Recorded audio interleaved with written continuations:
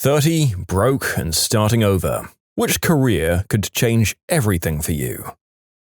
If I had no connections at home, like a spouse or kids, I'd probably try to get a job on an oil rig or cargo ship. See the world, you know? Radiology tech, crane operator, or just start a mowing business. When I was 30 and broke, I tried to get into medical school, which eventually morphed into becoming a nurse at 38. But what I've learned is the most important thing is to have peace at home. Making money and doing something important are false goals, especially if they come at the cost of stress. Everyone's important. There's no honest job that makes one person more important than another, so I'm not counting politics, advertising, multi-level marketings, finance, or things like that. Money is just an illusion that should be abolished anyway. I'd recommend a job that doesn't take more than a year or two of training, guarantees a union job after training, and doesn't rely solely on screens. One that's easy on your back, isn't fully sedentary, and gives you plenty of time at home. The medical field will always need more hands. Some places will even pay for certifications. I'm doing it now. I was a bartender for 10 years and had to make a career change. No degree, it's less stressful than tending bar and easier on my body with more money. I'm going back to learn PLCs and automation for manufacturing plants and warehouses. Our automation tech gets paid $50 an hour and picks up probably 10 to 12 hours of overtime a week. And he probably is on the lower end of what those techs get paid at bigger companies. The guy has no one telling him what to do or how to do it. He has all of the knowledge of the processes, so he really works on an island with only contractor support. Quite the job.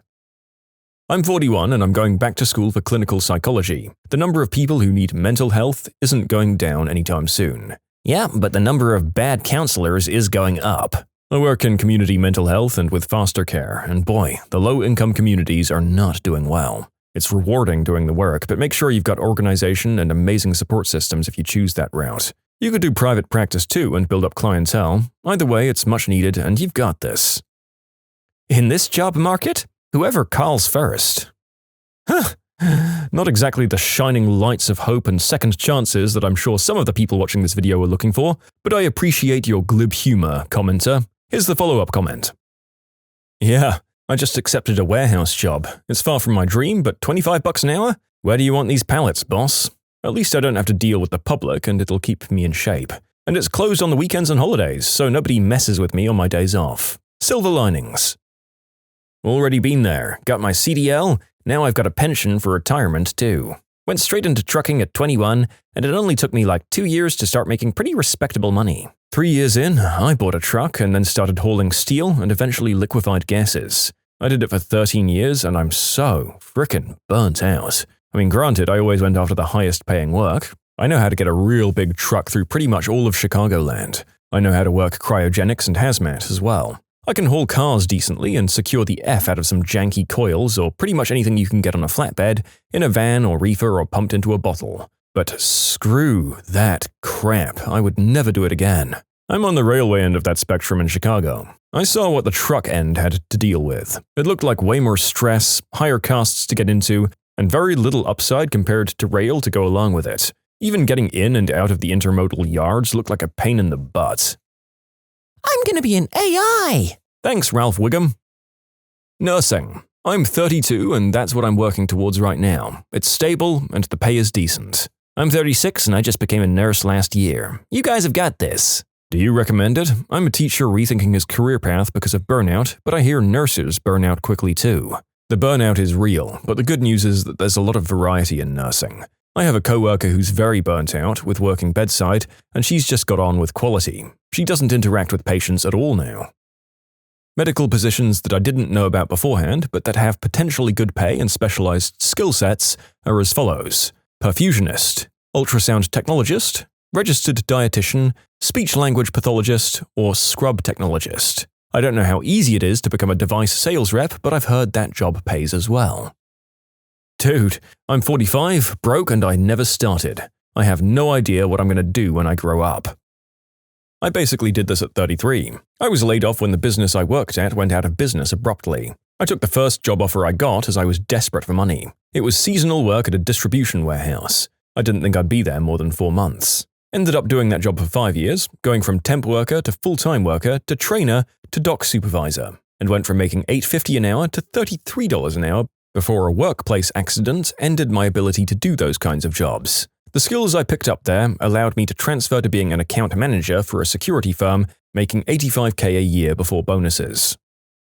MRI tech. My buddy's a rad tech and there's a lot of opportunity, but the pay isn't the best, it seems. I'm sure that it varies from place to place though. Rad tech is quite different than MRI tech. MRIs can make double that of a rad tech. 30's relatively young to be honest. Anything you like. It absolutely is. I started training for a new career at 40. I was teaching biology at a couple of colleges and universities, and I quit to go to medical school. It was easier for me to drop everything and go back to school than it might be for others, since I didn't have a family or mortgage or anything like that. But it's certainly still possible, even if you do. I actually have 2 classmates pretty close to my age who are married with kids. I'll be turning 43 in 11 days myself. Bike and electric bike repair and sales in France. This needs very minimal investment and formation, and there's now a huge market. People are buying those e-bikes at €200 a pop like their normal $200 bikes, and they need the maintenance. I've got a friend who did that and he did very well. Started in a 4-meter square shop in his neighborhood, only doing maintenance on normal bikes, while buying old bikes for nothing and repairing them to sell them for a reasonable profit, and selling e-bikes. He'd order these for his clients, not stocking them, and offer a reliable maintenance plan that people loved. He's nice and trustworthy, people love him and his business has thrived. They're now 3 people and he's moved to a bigger place and bought e-bike inventory. I tried programming. I got pretty good at it. Nobody wants to hire though because no coding education or work experience. Took 4 years to learn to be good too. Still broke and I'm 33 now. Geospatial Information Sciences. This is a low-key, great field for a stable office job in a wide array of industries. At 30, in 2006, I went back to school and wound up with a Bachelor of Science and a Master of Science in Physics. I'm now a physicist at a national lab and doing pretty well. If I had to do it over again, I'd make myself go into radiology in my early 20s. I have a bachelor's and a paralegal certificate, but I'm still stuck in retail. I'm going to school for medical billing and coding. I'm hoping I'll be able to get a job that will enable me to move out of my area to somewhere with more opportunities. Oh, I've been in the situation the title describes. It was a hard hole to crawl out of, but I just started flipping items on eBay. Took the money I made and bought more items to flip. It eventually snowballed into an actual business, and I don't have to answer to some suit who's making all the money. Taxes suck and there's no safety net, but goddamn, I'm just so much happier. I get to basically treasure hunt for a living, and I work for as much or as little as I feel like. I always loved this idea, but sourcing products constantly seems to be a struggle. Where do most of your items come from? Oh, my ex does this. Online estate sales like Max Sold are pretty popular for people to do that. Right-wing con artist or meme coiner. Requirements? No shame. Professional napper. Perfecting the art of doing nothing. Controls. Pay your dues as a maintenance tech or millwright and build as much automation or PLC knowledge as you can. The difference between skilled and unskilled labor is a 6-hour course on ladder logic, and the basic fundamentals are applied in every single type of circuit that you see. Do you remember PEMDAS? You'll need that. As a controls engineer, I will admit that there's some truth to what you're saying, but it's not so cut and dry, especially the 6-hour course part. I was hired by my current company because they had 2 controls engineers on staff that couldn't accomplish the things they wanted to do. Both of them worked their way up from maintenance tech. They had years of experience and were pretty good at troubleshooting problems and executing basic machine modifications and installs, but neither has an engineering degree as far as I know. On the other hand, I have a bachelor's in computer engineering and my skill set and abilities are a whole world apart from what they can do, especially in regard to data processing, robotics, and large system integration, just to name a few things. I started off as a technician at a different company before I quit and went back to school, and I know I wouldn't have my skills without my formal engineering education. Also, I'm 3 years into my career and I make $135K a year, while both of the aforementioned controls guys have been doing it for a couple of decades and make about $85K a year. That's still not a bad wage at all. Engineer has entered the chat with a, well, technically. And to be fair, it was a lot more interesting and worth hearing out than the well actuallys of the world. And it was actually a really useful couple of clarifications for people considering this. But some people may be willing to settle for the $85K and not having to go through a full engineering degree. System or cloud engineering. As the entire world moves online and onto AI, somebody's going to have to build the servers, maintain them, protect them, scale and grow them, integrate them with new tech. The pros all have a similar message. It's rough in the tech market right now, but our back-end server building skills will skyrocket in need and popularity as AI takes over. Healthcare. I was laid off from a remote IT job this spring, and my wife decided to look for a second job in the meantime. I applied to several hundred jobs over a couple of months of all salary ranges before I got an offer. My wife applied to 3 healthcare jobs and got 3 offers in 1 week. Supply chain and logistics. Been in the field for 14 years. It's diverse with the job positions and industries that you're able to be a part of. You can submit your own stories to be featured here on the channel. The story submission link is in the description below. Don't forget to subscribe to Am I the Genius? It's funny how many people think trades are a golden ticket. Trades are viable and important, but I'm guessing we're going to see another swing and it'll be a bit oversaturated, or at least more of a balance in 10 years. Good problem to have with the boomers aging out, though. It's not for everyone, but fire departments across the country are critically short personnel and hiring. It's an amazing job with a pension and benefits. Great schedule too if you can deal with a 24/48. I'd recommend it for every young person, gals or guys. I went through this at 27, got my undergrad in physics and astrophysics, then went on to get my PhD. It's now 10 years later and I'm a physics professor. I mean, happy for you, but that's not exactly the easy path some of us were looking for, pal. Radiology and X-ray tech. 2-year programs, always needed anywhere, and once hired, any new tech is paid for and trained for as well. Great starting pay and benefits, they're usually great in healthcare. You can travel too.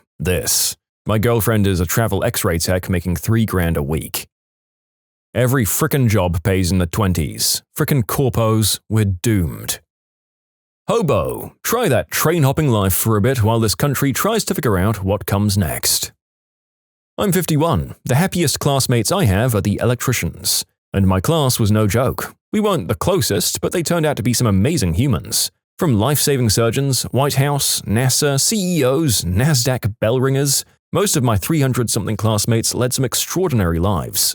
I just feel like the electricians that I mentioned are on their feet, in a different environment every day, making enough to buy homes, cars for their kid, and all the big boy toys they could want, and living healthy. They are dopamine all day long. Proud of their work, they get projects done, always moving forward. It's a great life I wish I'd considered. If you want to make money and set yourself up for life, go for the oil field.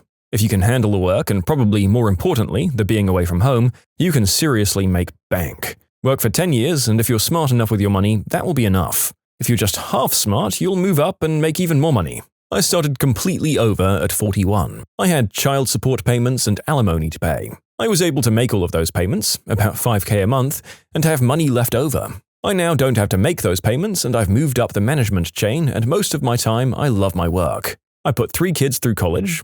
Now 2 of them are in law school and 1's in medical school. I've got a college degree, but I only use it to say I have it. I just turned 60 and I'll keep working for another 5 to 10 years. It's not easy work. I went from white-collar management job to being the low man on the totem pole. If you really want to work and make money, this is a great career opportunity.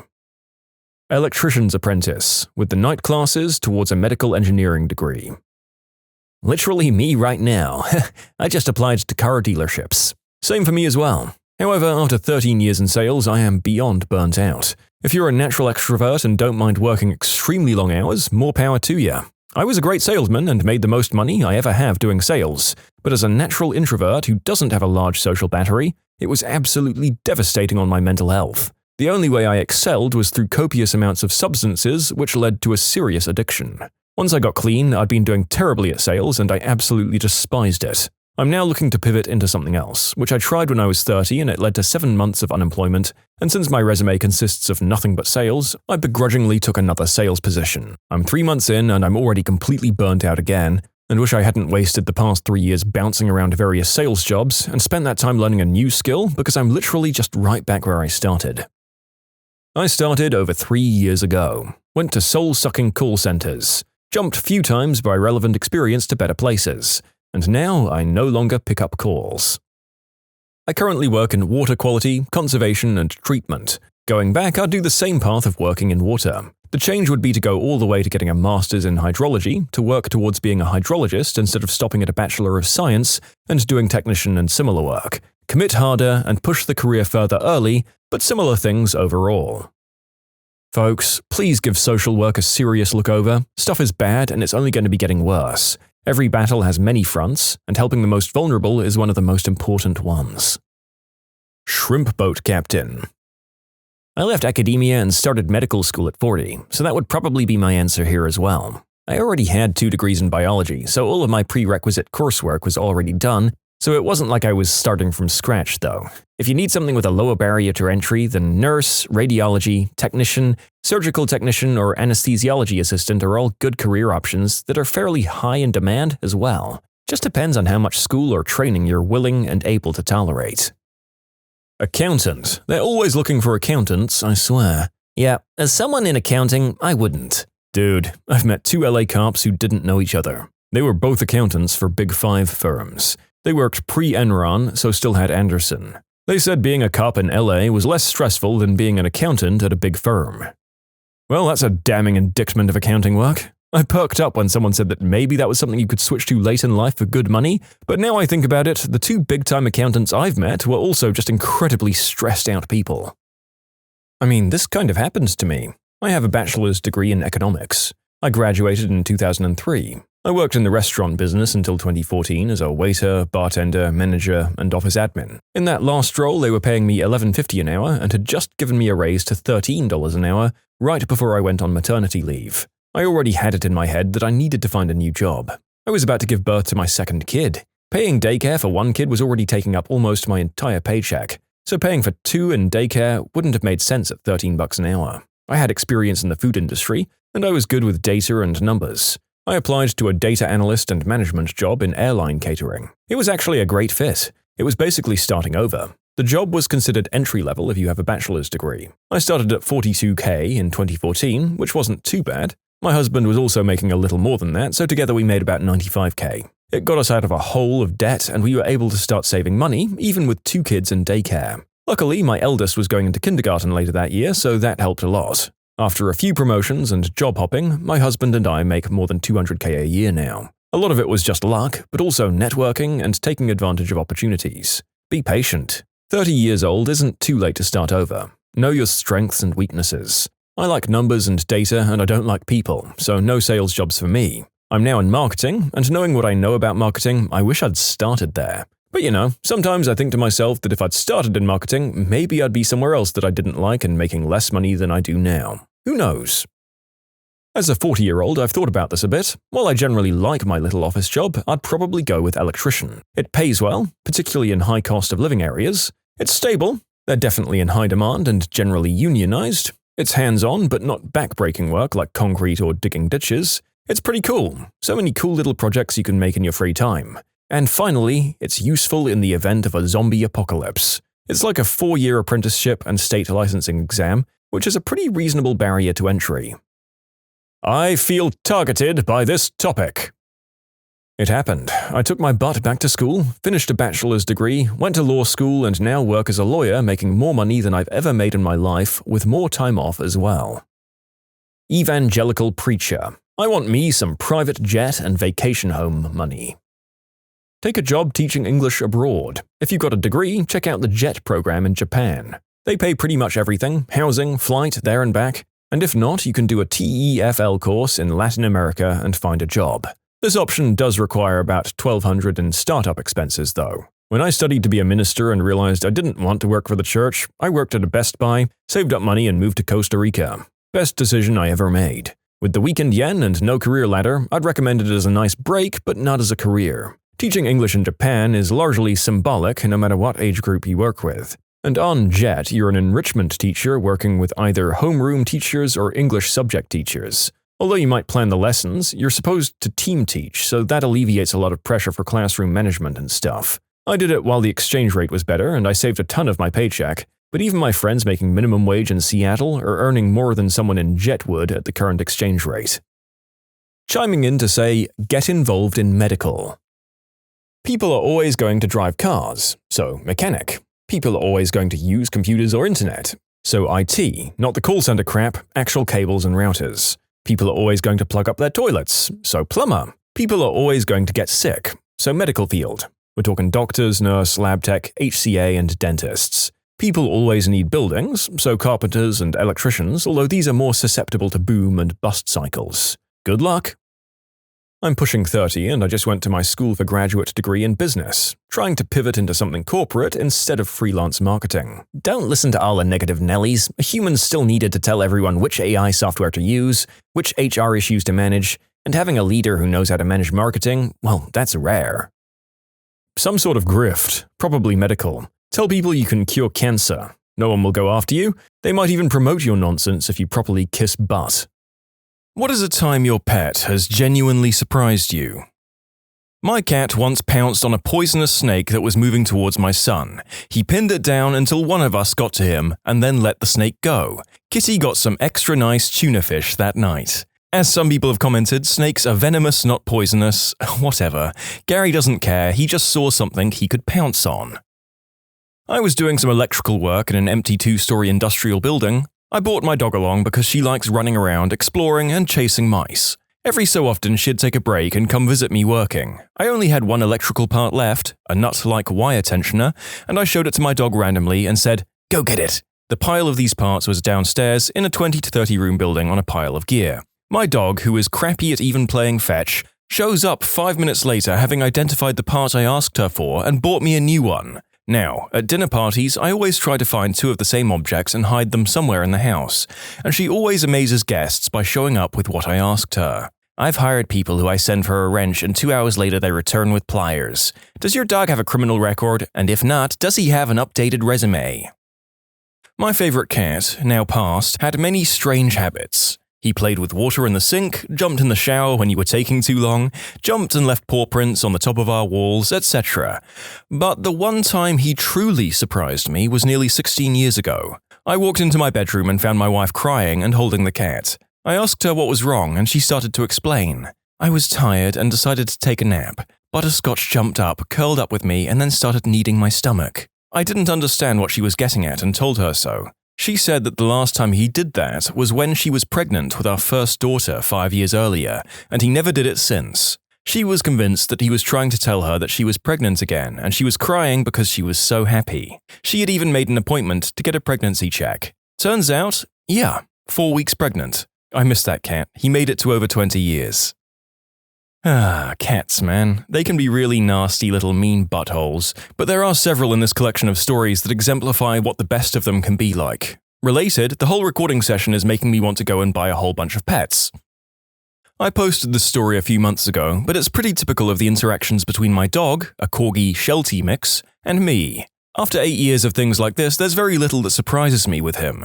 A while back, I was playing fetch with him out at the lake. He was starting to get bored, so after getting the ball one time, he carried it with him behind a tree, dropped it, and then trotted back to me as if there had been no ball in the first place. I wanted to see what he'd do next, so I got the ball and threw it again. This time, he ran and got it, then proceeded to jump in the lake, swim out 20 to 30 feet, drop the ball in the water, and swim back. Needless to say, this ended our game of fetch. We had a Jack Russell who would just play reverse fetch. My daughter had really proudly just taught him to fetch when he took the ball, trotted over to the patio railing, we live on the 3rd floor apartment, and dropped it over the side. I went down to go get it, gave it back to him, and he went right back out and dropped it over the edge again. I live next to a mental health facility. I never really bought the idea that dogs could sense things in people, but when I got my Weimaraner and took him for walks around the hospital grounds, he would act completely different when someone with a mental illness approached us versus a staff member. Even if they were 100 feet away, he would stop playing and stand by my side if they were a patient. Weird. I had severe depression problems as a teen, and some days I wouldn't get out of bed. My lab at the time would come up, stick his nose under my arm, flip it up so it lands on him, or would bring his toy and drop it into my lap. The dog knew when I wasn't doing well, and did everything he could to make me active. We used to have a kitty that would go to work with my dad. He worked in a grain terminal where farmers would bring in their grain and they would put it onto train cars and send it out to wherever, mills, etc. While Dad was working, the kitty would be running around the place chasing mice or playing with the farmers when they came in. The phone rang off the hook around there. Almost every few minutes the phone would ring and someone would answer it. If the secretary was out, one of the other guys would have to come in and answer it. I was just a young lad back then, but one day the phone was ringing and nobody was coming to answer it. The cat jumps onto the desk, flips the receiver off the base station so it's upside down, speaker and mic facing up, and starts meowing into it. I swear the farmer must have been confused as heck. When I asked my dad about it, he said that the kitty will let it ring 4 times before she hops up and answers it. I was blown away. Was a damn good kitty. I had a male cat named Stinky, and all the time I had him, approximately 5 years, he had never slept in the bed with my wife and me. I go on a business trip once, and the first day I'm gone, my wife is laying in bed reading, and Stinky actually jumps on the bed with her, and this is crucial, in the spot where I usually sleep. My wife is surprised, but keeps on reading. Stinky proceeds to roll onto his back and extend his wiener, making sure that the wife sees it. In conclusion, my cat waited for me to go out into town and try to seduce my wife. I think he owes you a dead bird for that one. Hamsters. Mum had a litter, and after they went from little pinkies to little fuzzies, they would take turns in the wheel, 2 to 3 side by side, getting up speed, while the others would line up outside, and one by one grab onto the rim of the wheel, get lifted up and let go, to get flung to the other side of the cage, then get back in line. They also traded up runners from time to time. Some hamster democratic process. There's an analogy for America somewhere in here.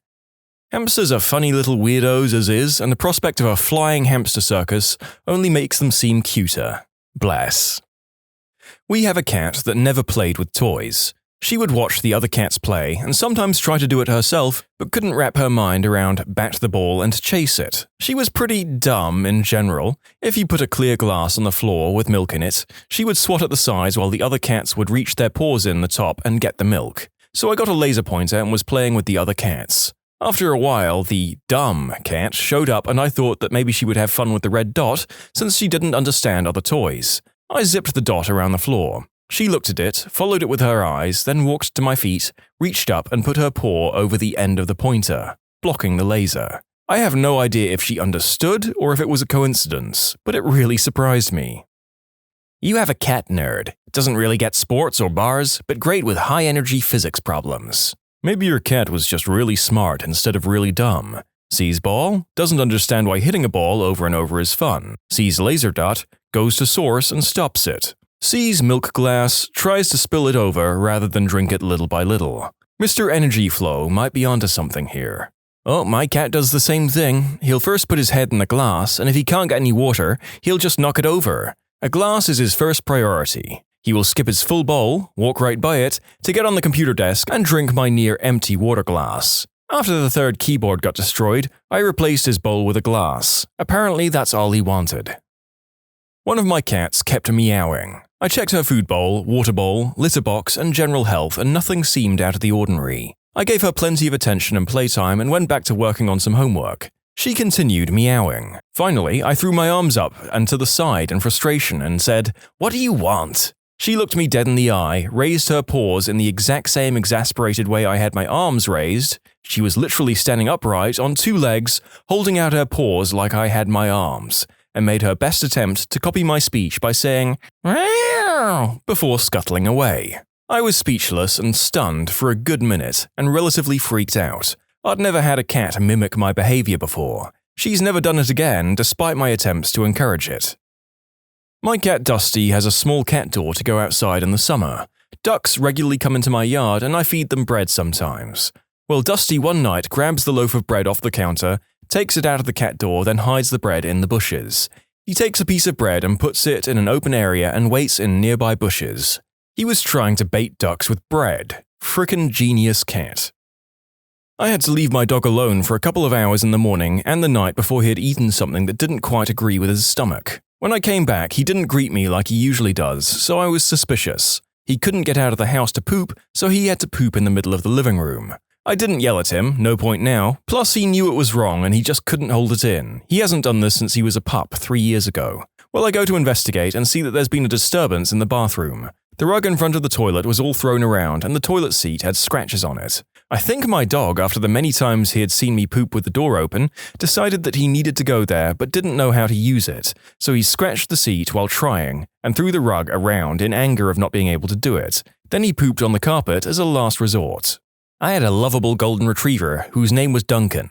Like many dogs, he had a supreme sense of emotions of my family members, comforting us when we were sad, jumping around with us when we were excited. He really sensed how we felt and adapted to the situation, but lots of dogs do that, so that's not the surprising part. He had a sensitive stomach and often threw up despite our best efforts to feed him carefully and beneficially. My mom never scolded him for throwing up in the house, but he still felt extremely guilty whenever it happened.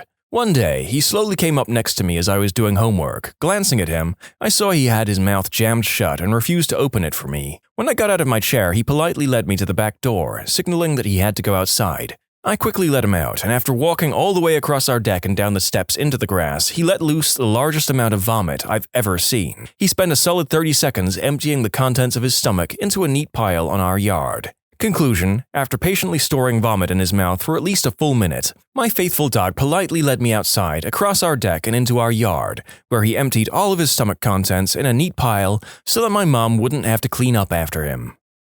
It's been said many times by many people, but we don't deserve doggos. No other animal will put themselves through that amount of discomfort just to make us happy. When I was a kid, I had a cat that was a little odd. One day, my mother caught two teenage boys tormenting my cat along an alley that went along outside our house. She thought they were trying to cut the cat's tail off with a craft knife, so ran and kicked one of the boys away. My cat went to run off, but when it saw that the boy with the knife had turned on my mother, it went nuts, launched itself at the boy's face, and tore it to bits in a frenzy. Never heard of cats doing that kind of thing.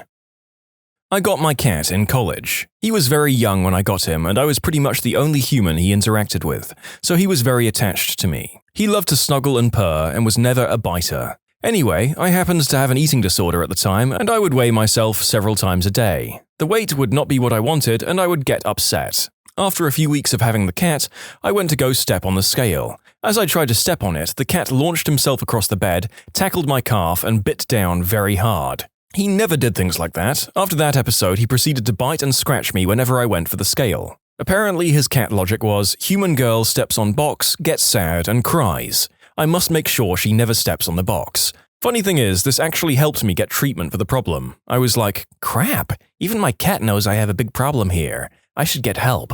Anyway, today I'm happy and healthy, thanks to the best cat ever.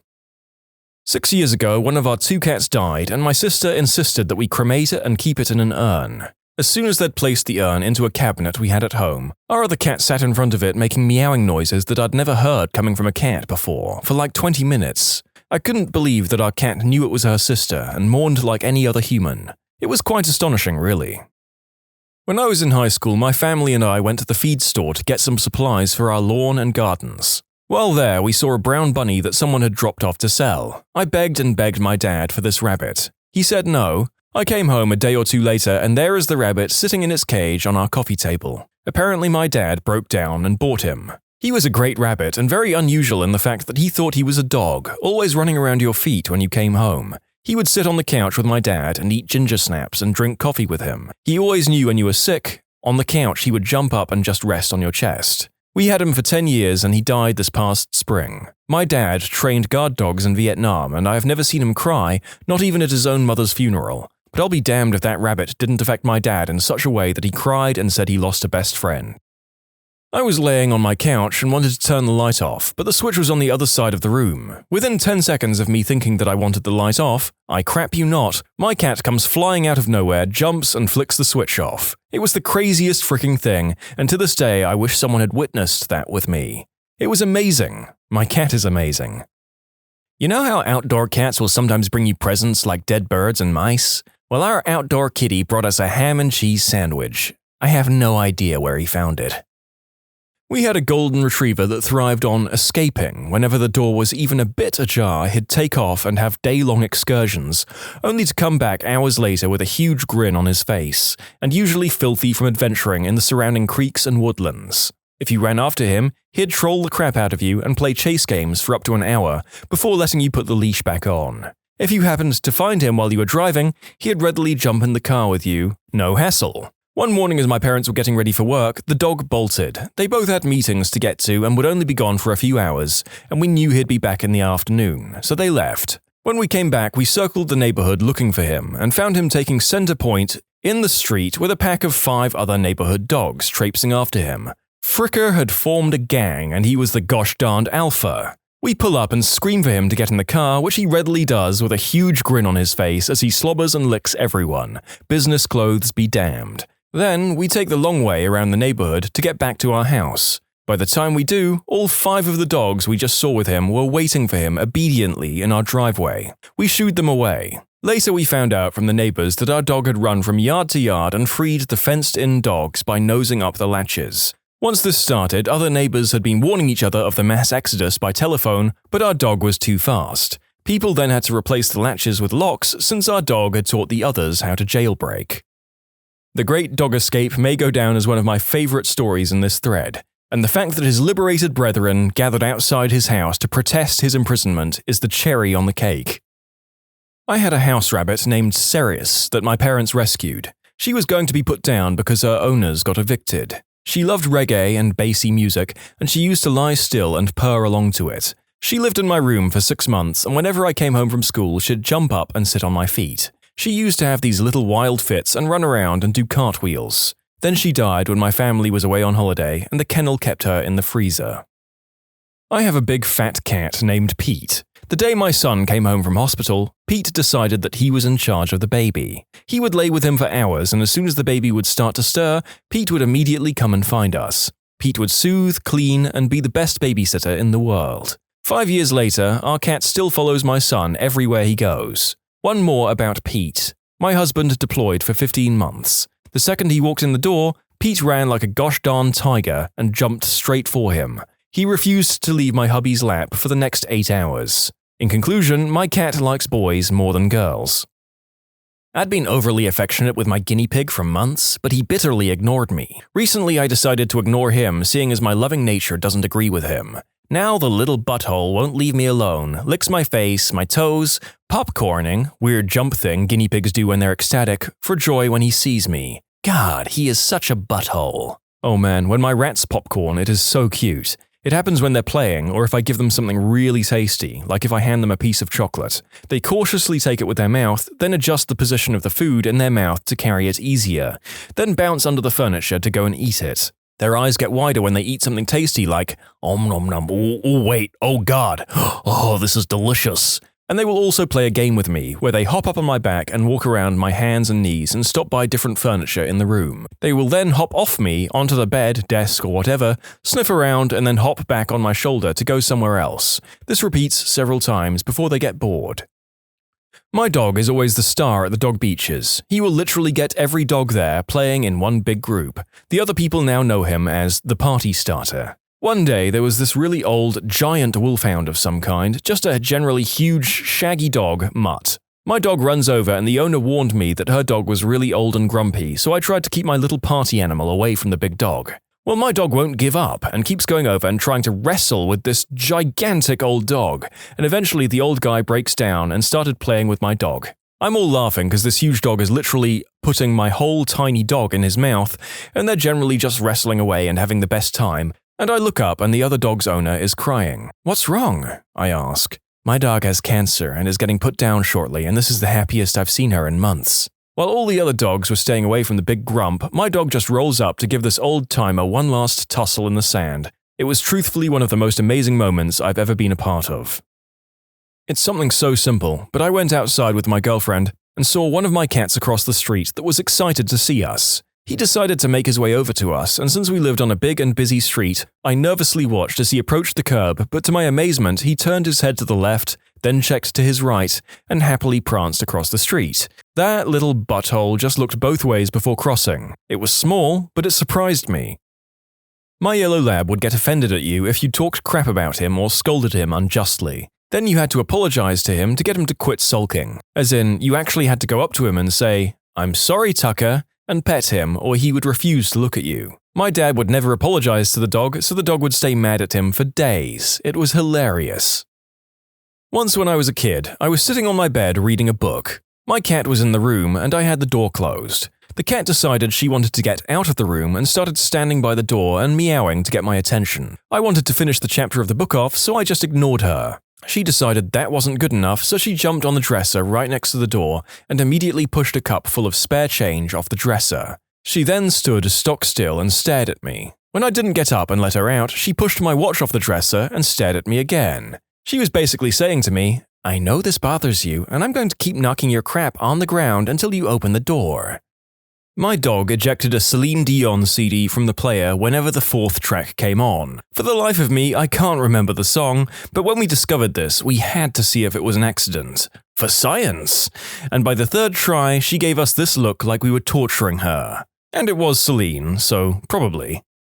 My first dog was a psychotic Jack Russell by the name of Foxy. Foxy hated being indoors and would rather drag his bed to our garden to sit in the lawn, surrounded by 6-foot fences. One day, a cat wandered along the top of the fence and the dog saw it. God only knows how, but he jumped to the top of the fence and headbutted the cat off it. That dog was a nutter.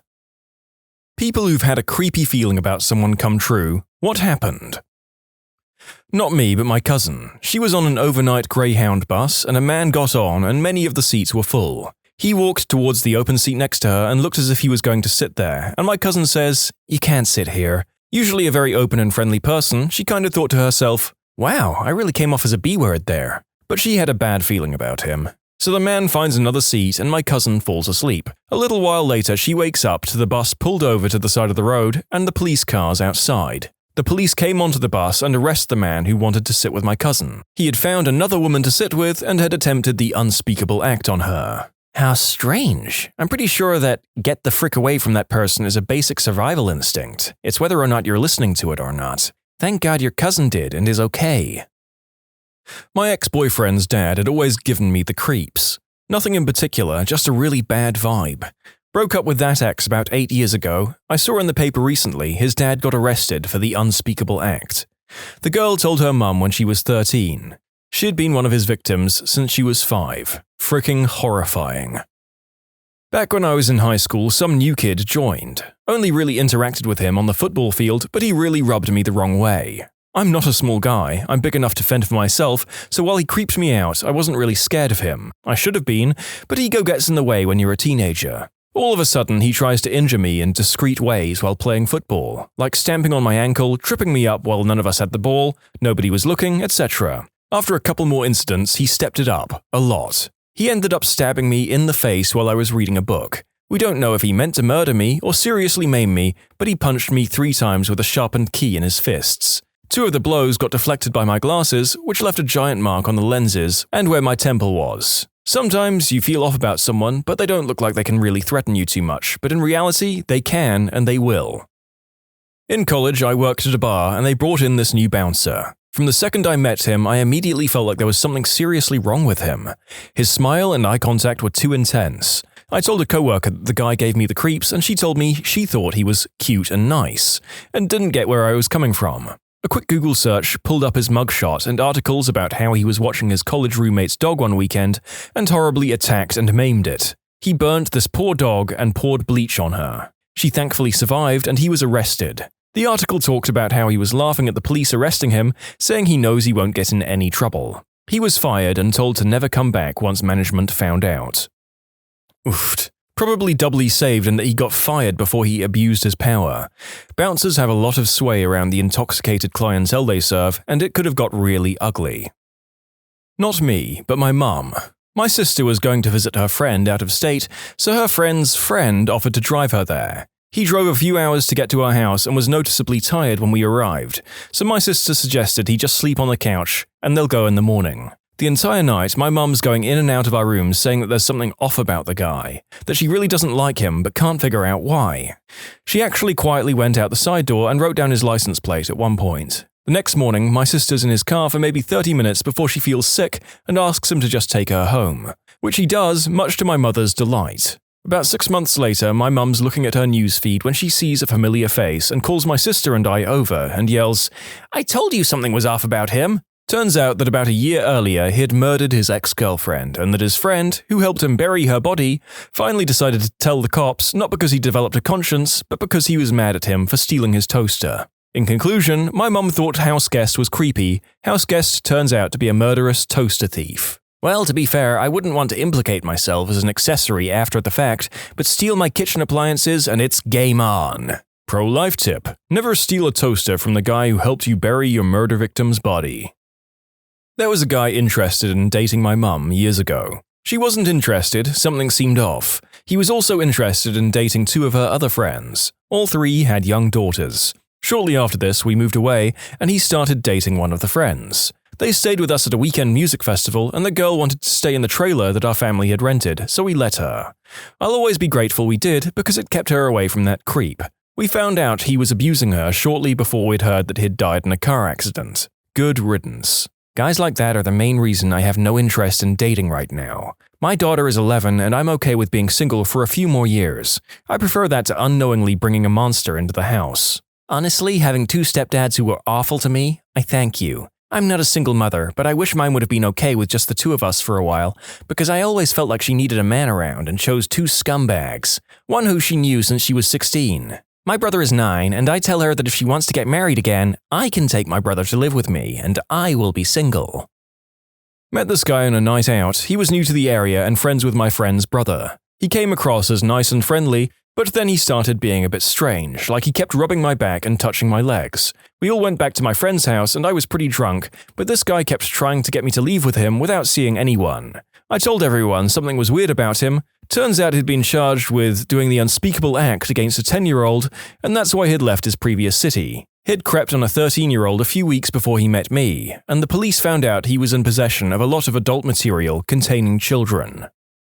My mum and I were in a cafe and she had her handbag down by her feet. This couple comes in and sits at the table behind us, and he attracted my attention because he kept poking his girlfriend, telling her how to sit, and just, the hairs on my neck went up. I hate that controlling bullcrap. So he's in my periphery, and this guy won't sit still when my mum says, "Hey, where's my bag?" She finds it a second later, moved and open. She reached in to get her purse and said, "My card is gone." So the couple behind had stood and were walking at speed toward the door. I didn't even hesitate. "Stop that man!" Because I figured I could apologize later if I was wrong.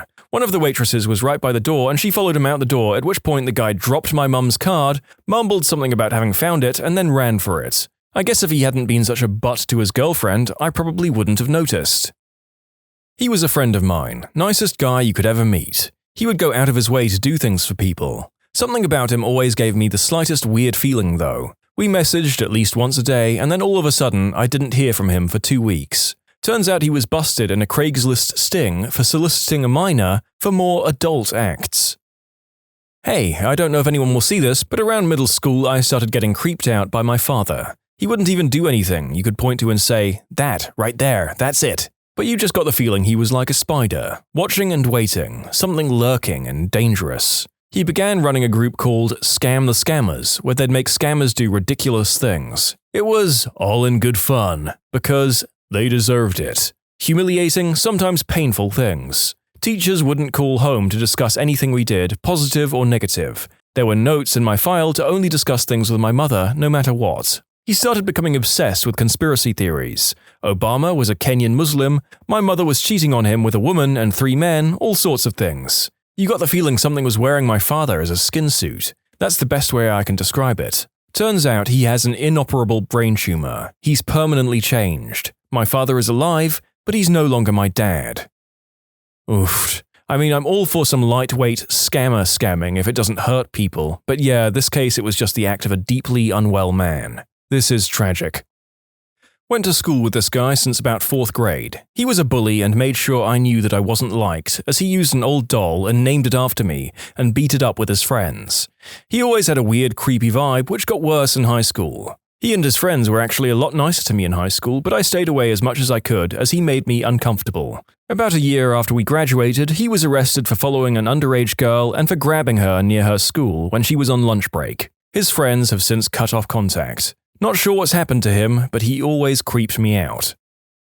When I was trying to get my mental health back on track, I went to see this psychiatrist who just gave me a super creepy vibe the minute I saw him, but was such a good psychiatrist I decided to ignore it. My gut feeling was correct when about 4 to 5 months into seeing him, he was arrested for having 10,000 plus unsolicited photos of patients' feet or them sitting on his couch that I've sat on. It sucks opening up to someone so much and having something like this happen, especially in his line of work. I had a doctor do the same. Different specialty, different kinds of pics. I'm currently awaiting trial. I know how you feel. It's so much more heinous to use a position of trust to gain access to people just to take advantage of them.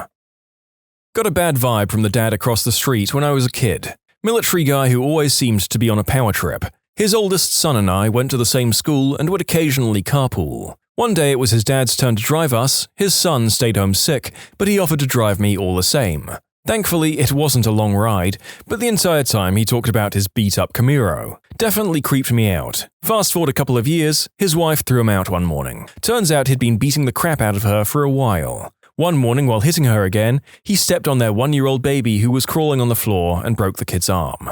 Never saw him again after that. It's like my worst nightmare to step on a baby or even a cat or dog. Or close a door by accident on a cat sneaking through behind you like they do. I was just thinking yesterday that stuff like this must happen fairly often even from good people that just make one wrong step. You could easily kill a kid, cat, or dog by slipping and falling wrong on them. The world is too dangerous. Time to go back to bed. I worked in fast food restaurants from 14 to 16. The lovely old couple sold it to a younger couple and I got the creeps around the husband from day one. Tried to ignore it, just got on with work, but the first time we were working just the two of us, he followed me into a walk-in freezer and grabbed me. I learned to pay attention to my radar after that. There was this guy that one of my friends at church was dating at the time. I really just felt something dark when I was around him. They eventually married but divorced later on. It turns out that feeling was because this guy is a legit serial killer. Initially, he confessed to I think 3 murders. The police now believe he's responsible for at least 10 within 200 miles of our small town. There was a kid who always weirded me out in school. Nothing major, but he looked at girls too long, and never when they looked at him. When I was in 8th grade, he told my girlfriend that he wondered what she tasted like and wanted to touch her skin. I threatened him if he didn't leave her be. I saw his name on an indecent offender registry last year, when I was helping my mum search for property details. Guy in high school always gave me the creeps, but I could never figure out why. 6 months later, they find a rifle in his locker at school, and that he'd called in bomb threats. This was before any of the school shootings happened in the US, so at the time I didn't really think that much of it. Now it totally freaks me out. I just looked him up and there's an entire Reddit thread about him. He's now a white supremacist and a possible murderer. A dude couch surfing at my son's apartment had a very twitchy vibe like an addict hurting for a fix. I asked my son, "Oh no, he hates substances. He just has like arthritis or something." He borrowed my son's car, got his fix, crashed the car. Said he got carjacked. We reported the car stolen. 2 days later, he OD'd in my son's apartment. My son found him and the EMS guys saved him. My son realized he had issues and started looking for Medicaid rehab space. Dude OD'd again on the couch. EMS saved him again. Narcan is magic. We went to the hospital, told him he could not come back and to text my son where he wanted his stuff dropped off. We dropped it off at his grandma's house. Well, this fellow was clearly in need of serious help. Wish there was more to say about stories like this, but it's just sad, isn't it? Addiction is an illness. When I was 19, I worked at a local restaurant. I loved working there, but I ended up quitting because of some D-bag that was hired. He was in his mid-30s and gave every girl in the restaurant the absolute creepiest vibes. He was constantly saying inappropriate stuff about his past and was just a butthole to people in general. I hated working with him because he creeped me out and was also just mean. I started trading shifts to get away from him. One day a night shift manager was fired and our boss put creepy guy in a temporary manager position. I immediately went to our boss and told him I was uncomfortable with the idea and explained how creepy he was. My boss leveled with me and said the D-bag had no actual manager power and was just temporary until he found someone else. He was just there to run shifts. My boss arranged it so my schedule never crossed over with the creep. One day a coworker of mine got sick and I was asked to cover her shift. I get there and creep is managing. I thought I could deal with one night, but a friend of mine called the store sobbing. She had tried to call my cell around 100 times, but it was in my purse. She was crying hysterically and told me she'd been a victim of the unspeakable act and didn't know what to do or where to go, but that she was horrified and too scared to leave. I told my friend I'd be right there and told D-bag that I had an emergency and would be leaving. It was a slow night and I wasn't needed anyway, but he freaked out and tried to physically stop me, demanding to know my emergency. I tried to sidestep it, but eventually told him what had happened to my friend.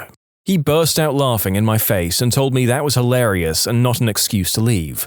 I told him to go to hell and shoved past him. He told me I couldn't leave and I said, "Watch me." I went outside and burst into tears and called my boss and told him I quit after explaining what had happened. A few months later, I was working at my new job and a former co-worker came in and said they had some news for me. Apparently 2 police officers showed up at my old workplace and served papers to D-bag. He had been stalking a girl for the last 5 years, and it had started when she was 14 or 15. He had finally committed the unspeakable act against her. In conclusion, creep gets hired at work, laughs about the unspeakable act, I hate him, and I quit. He gets charged with the stalking and unspeakable act against a teenage girl. I always had a weird feeling about my stepdad. He always made me uncomfortable, and I always felt like he was watching me. He would make comments about my body and my wardrobe, causing me to feel insecure and watch what I wore around him. When I told my mum, she would say things like, "He's old-fashioned," or "He's just looking out for you." My mum had gone out to the country to visit family, leaving my stepdad, myself, and my older brother to take care of the house. One night, my brother went to a party and I stayed home because I worked early the next morning, but left my bedroom door open so I could hear my brother come home and make sure he made it safe. Instead, my stepdad decided to crawl under my bed and try to commit the unspeakable act against me. It was one of the scariest moments of my life. I pushed him off and ran to the bathroom. I was so freaked out, I just grabbed my work clothes and went to the car and drove off to a random neighborhood and slept in my car. My mum found out a year later because I told my older brother, but she's never talked to me about it. And she's still with him, too. When I told my brother, we gathered all the money we'd been saving up and moved out a month later. I'm blessed to have a brother who loves me and took me out of a bad place. He's been one of my support systems through all this. As for me, I'm in therapy to deal with my trauma and I feel like I'm getting better. A year ago, I wouldn't have been able to type all of this out.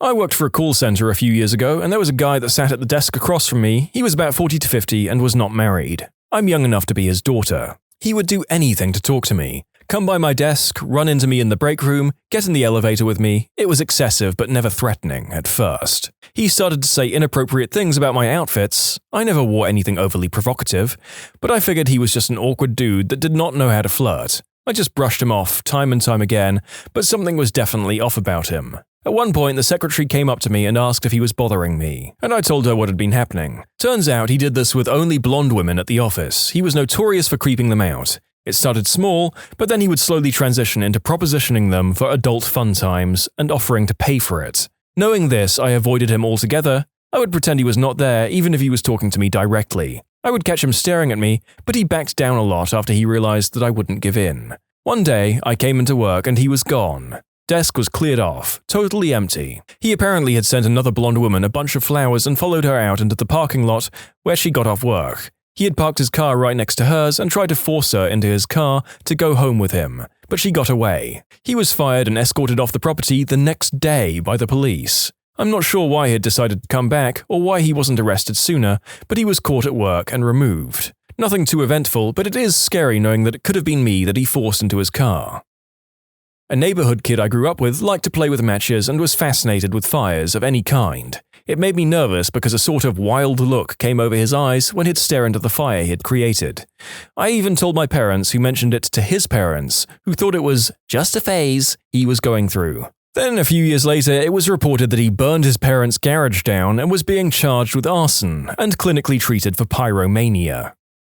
When I used to work at a deli, we hired a 20-something kid that looked like the serial killer Ed Kemper, sans the mustache. At first, he would amuse us by telling us stories about how he'd fought off 8 guys with weapons, or how his girlfriend was a model who traveled all the time, and that's why we never saw her. Then things started getting bad, especially when someone angered him. I would catch him talking to himself, saying things like, "If I see that B word again, I'm going to stick this in both her eyes." Management got wind of this and canned his butt immediately. 10 months later, we find out he actually went to prison for attempting to assault someone with a knife.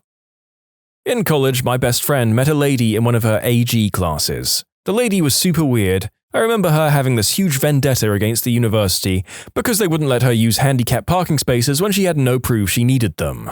This lady is the reason I Google the crap out of new people now, because I looked her up and found an article that she was a serial animal hoarder and mistreater. That was from the year before we met her, and she would be the feature of similar articles in the future. This was at the start of our second semester there. If you search her name, plus Cat Lady, there are a bunch of new stories starting in 2003. It looks like the last updates were in 2016. In conclusion, best friend makes new friend who turns out to be an animal hoarder with dead cats in her freezer.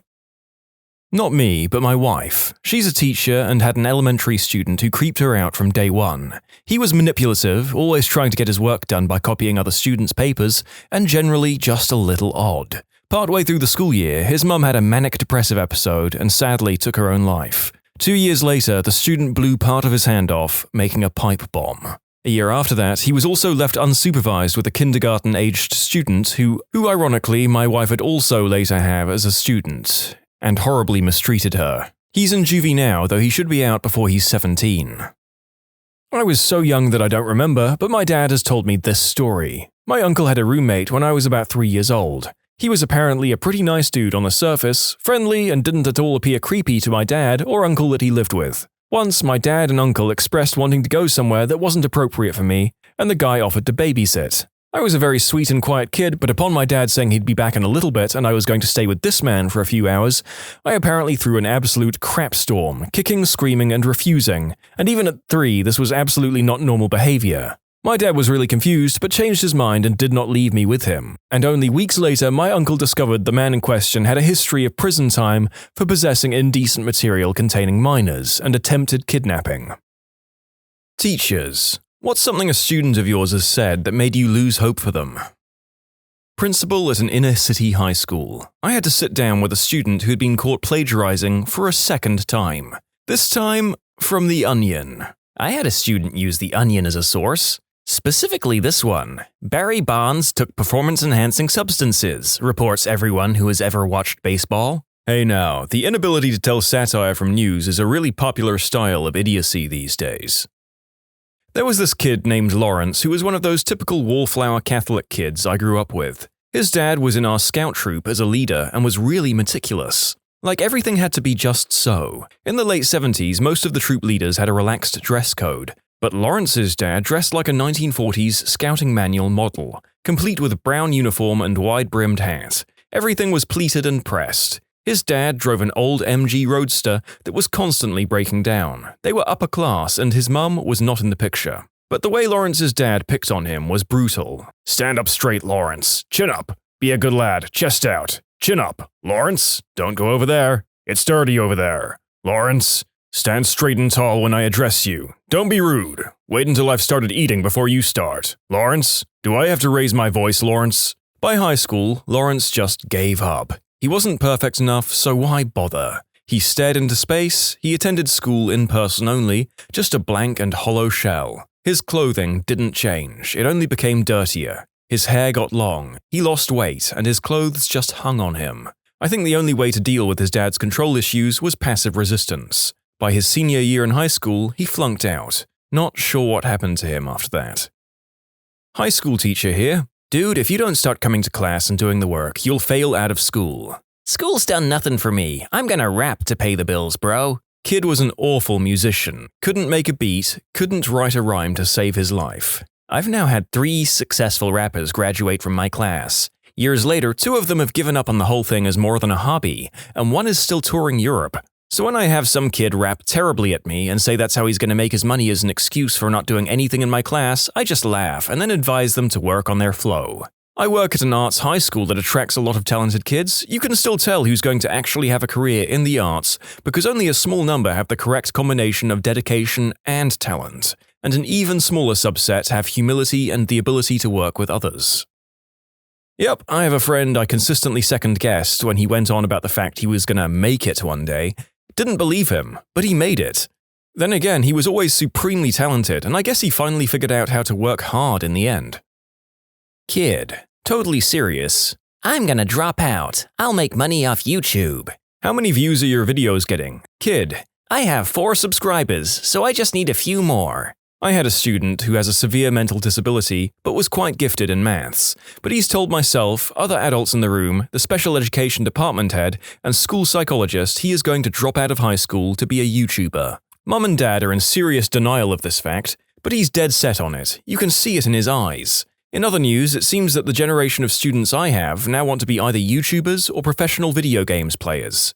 I was born in the late 80s, and when I was their age, I remember having classmates being sternly told the actual statistics of them becoming professional athletes. I still have 2 to 3 classmates, graduated high school in 2007, that are dead set on making it into the NFL, but never played in high school or college. I feel this is the same with kids I'm seeing now. They don't truly understand the extremely low chance of them becoming pro in social media. Because they're growing up watching these people, of course they want to be like them. Just like the kids of our generation wanted to be movie stars or professional athletes. It's just that the world is moving into a digital age. Incident number 1. Can we just not learn this? It's hard. We should skip it. Incident number 2. I don't have to get good grades. My grandfather owns a house, and when he dies, my family is going to sell it for $1 million, so I won't ever have to get a job. I have a distant aunt like that. Screwed my mother and all her siblings and close family over, manipulating her father to change the will on his deathbed. She wanted all the money so she'd never have to work again. She spent it all inside 6 months and is now completely broke. She destroyed any shred of love any of my family had for her. Really, truly a horrible person. My wife told me this story about the time she was lecturing a kid on why he should try to do well in school. She asked him what he wanted to be when he grows up. His response, I want to be in jail. That's where my dad and uncle is. She had no response, probably the only time in her career that she was left speechless by a student. Frick, that's actually really sad. How about, if you study, you could get a job as a guard in their jail and make life nice for your dad and uncle, as well as seeing them every day.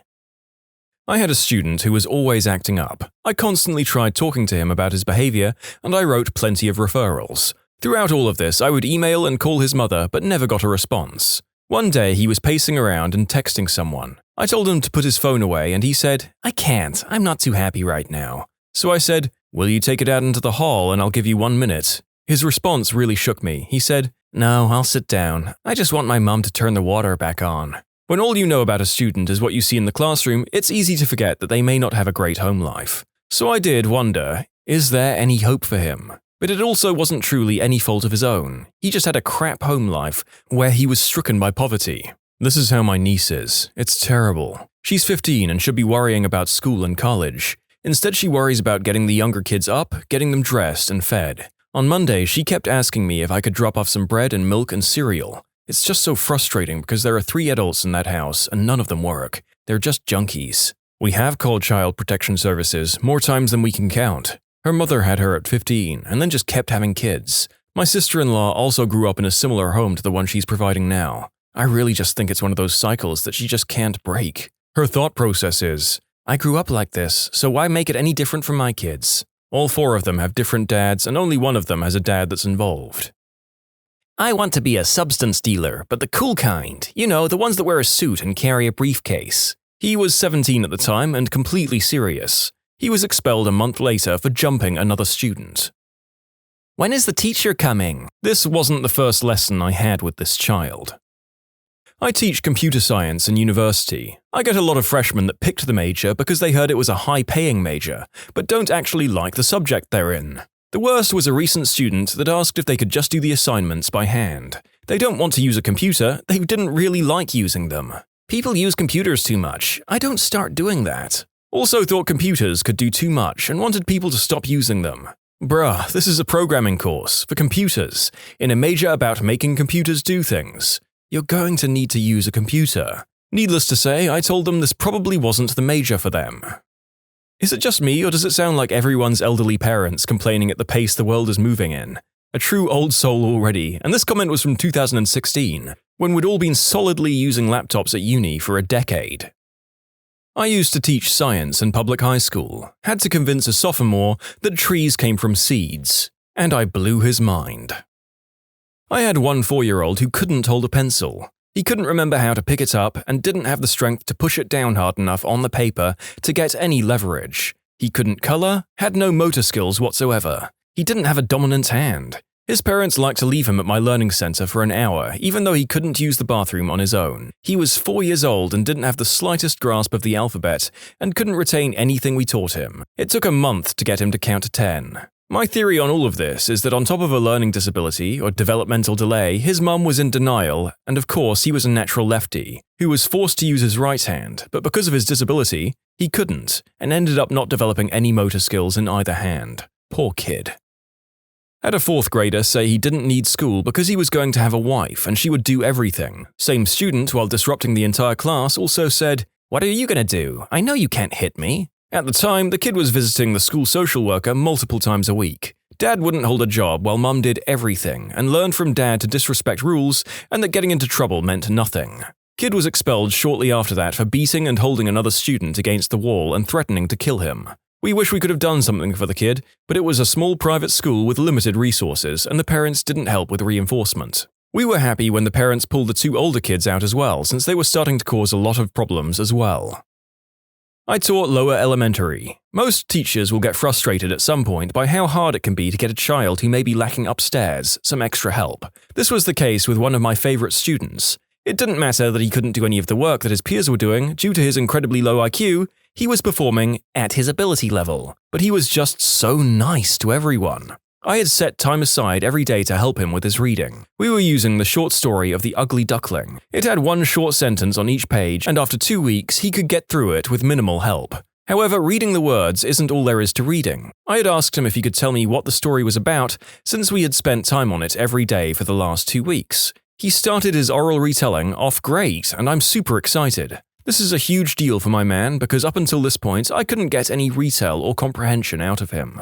I'm super pumped and he is feeding off my energy, and he's so proud of himself. This kid is glowing. We're only 3/4 of the way through the story though, and we come up to the end of The Ugly Duckling, and he's telling me that the duckling changes. This word took us forever to say, much less read, but then he stops and goes into his deep thinking stage. I prod him a little bit. He changes? What does he change into there, buddy? He brings his eyes back from the ceiling, and then with the biggest smile, he shouts out, "A butterfly!" A girl, 8th grade, told me she wanted to have kids, 2 to 3, by the time she was 18, so she could have the energy to keep up with them and then work the pole to support them. My wife had a student in 3rd grade who refused to do any writing assignments. My wife told him that she was going to call his parents to explain what was going on if he didn't start doing his work. He said, "I don't care. My mom said I don't have to do anything I don't want to do. Rules don't apply to me." My wife called his mum, and his mum told my wife that she, meaning my wife, just has to understand how her son is, and if he doesn't want to do the work, then he doesn't have to. His behaviors all made sense after that, and it was a very tough year. He stopped doing all work and started harassing other kids, probably partially due to boredom, since he was doing nothing else by the end of the year. As long as he was happy, my wife couldn't get the mum on board.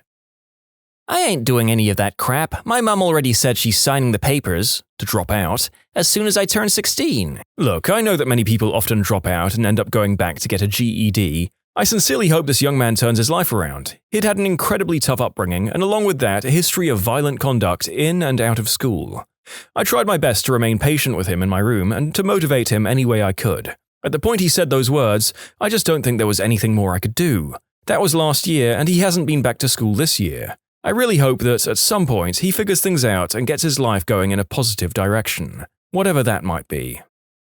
University professor here. A student last term never purchased the textbook and thus never did his homework. He sat in the back and spaced out all class, failed one exam, and barely passed the other. He came to me during the final week of class to ask me if he could do all of his missed assignments, and then ask why I didn't remind him to do them. Bro, this is university. I am not chasing after you. I had one who stopped coming to class for the last 6 weeks of the semester, and instead of writing the essay on the exam, wrote a 2-page rant about how unfair it was of me to base the exam on stuff that happened in class. Also in the rant, complains about how I had not called her to remind her to do assignments, come to class, or find out what was on the exam. A good reminder that many students aren't too far removed from school kids. No judgment, I was a moron in my first year of uni. Also, these two both seem in the making to become prime Karens. I work at an alternative school for kids kicked out of public school for severe emotional and behavioral issues. A lot of them are going to require government services for the rest of their lives. There's usually not just one thing they say, but we know that they will never have normal lives. It's a little disheartening to hear a 6-year-old scream that he's going to fricking kill you, especially when you were playing tag not 5 minutes before. There's a young boy who can be very sweet and is an adorable blonde butterball. However, he has pretty severe behavioral problems and gets restrained at some point on a daily basis.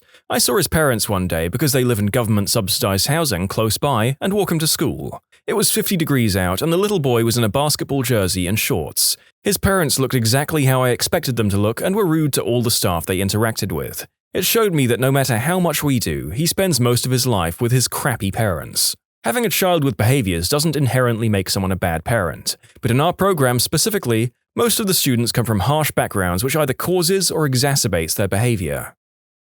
I had a student say, "I don't need to learn any of this. I won't use it in real life." When I tried to explain why math was going to be useful, he responded, "You're a dumb idiot. Watch me get rich without even going to school."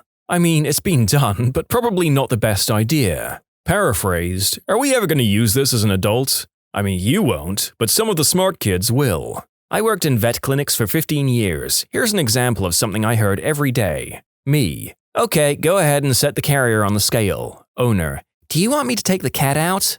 No, we don't want the cat loose in the clinic. Just go ahead and put the carrier with the cat on the scale. Owner puts the cat carrier on the scale. I write down the weight. Okay, let's head into the exam room. But how much does the cat weigh? When we get you into a secured room, we'll get the cat out and weigh the carrier. But how will you know how much the cat weighs? Algebra. This happens every day. I had one student at a bilingual school in Mexico, who after being at the school and supposedly learning English for 5+ years, still couldn't speak it and barely tried to make any effort to learn anything, didn't do assignments and failed almost every test. When we mentioned it to her parents, their attitude was that she doesn't really need it because she'll just marry someone who'll take care of everything for her. My thought was, who would want to marry someone who doesn't know anything and makes no effort? Just this week, I have a student in grade 5 that's pretty oppositional, has a tough home life, etc. He doesn't always try very hard, but sometimes I can see he's trying to put in some effort. We were talking about how I grade them, and he interrupts the conversation with, "I don't care at all about my grades." And I thought, here we go, another rant about how unfair school is. I just want to know that I can keep getting better. Perfect. I got chills.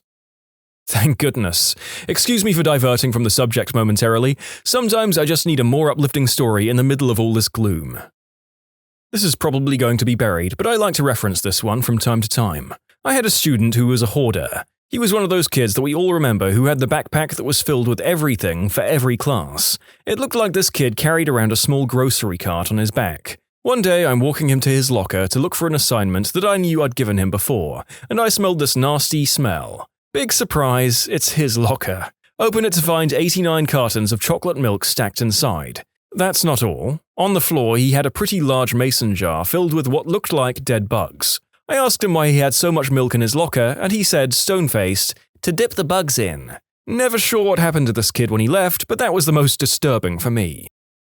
I'm a second-grade teacher, and I have a boy who lies constantly about anything. He was on camera watching the footage of himself punching a student in the face, and he crossed his arms and said, "If I didn't do it, then I didn't do it." The worst part is his mum believes every word he says and attacks the school for making him accountable for his actions. He's going to do something as an adult and go to jail. When they pull him away, I know he's going to be yelling, "If I didn't do it, I didn't do it!"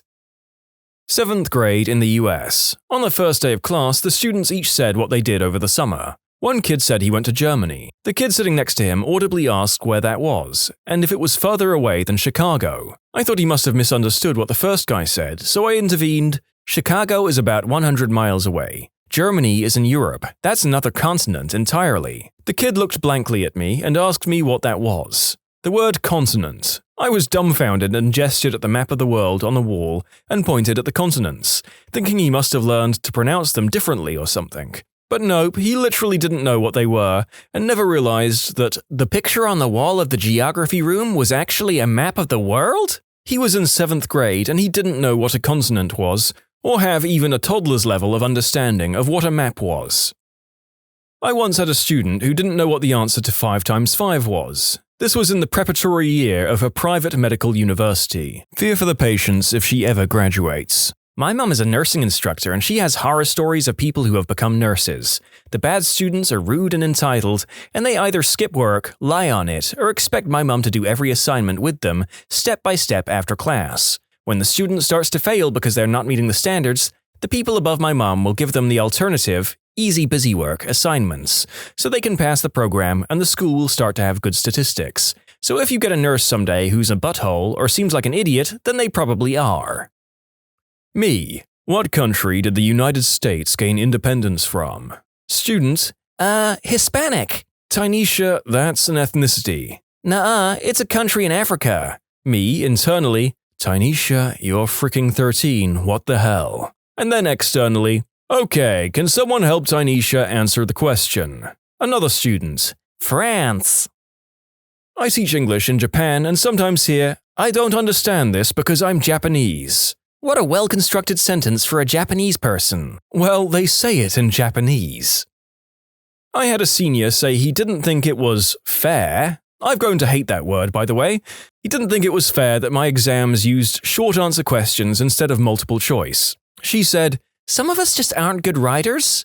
I responded that if you're a senior in college and can't string a few sentences together, something has gone wrong. She stormed out of class. My college juniors and seniors, yes plural, who tried to justify the Holocaust because there were a lot of Jewish people in Europe at the time. To make it worse, almost half of my family died in the Holocaust. They don't know this, not that it matters. Had my Year 2 private student try to turn over his study table on me. It didn't work, I slammed it down, and then screamed at me to write out his homework because that's what his mum pays me for. There's still hope, but it made me so sad and angry as he assumed I was of a lesser position than him just because I was being paid. Like, yeah, nah, bye. Minimum wage workers. What customer rules aren't you paid enough to actually enforce? I worked graveyard at a Jack in the Box near a community college. The line would get so long, I decided to give out a mystery treat to every passenger in the car.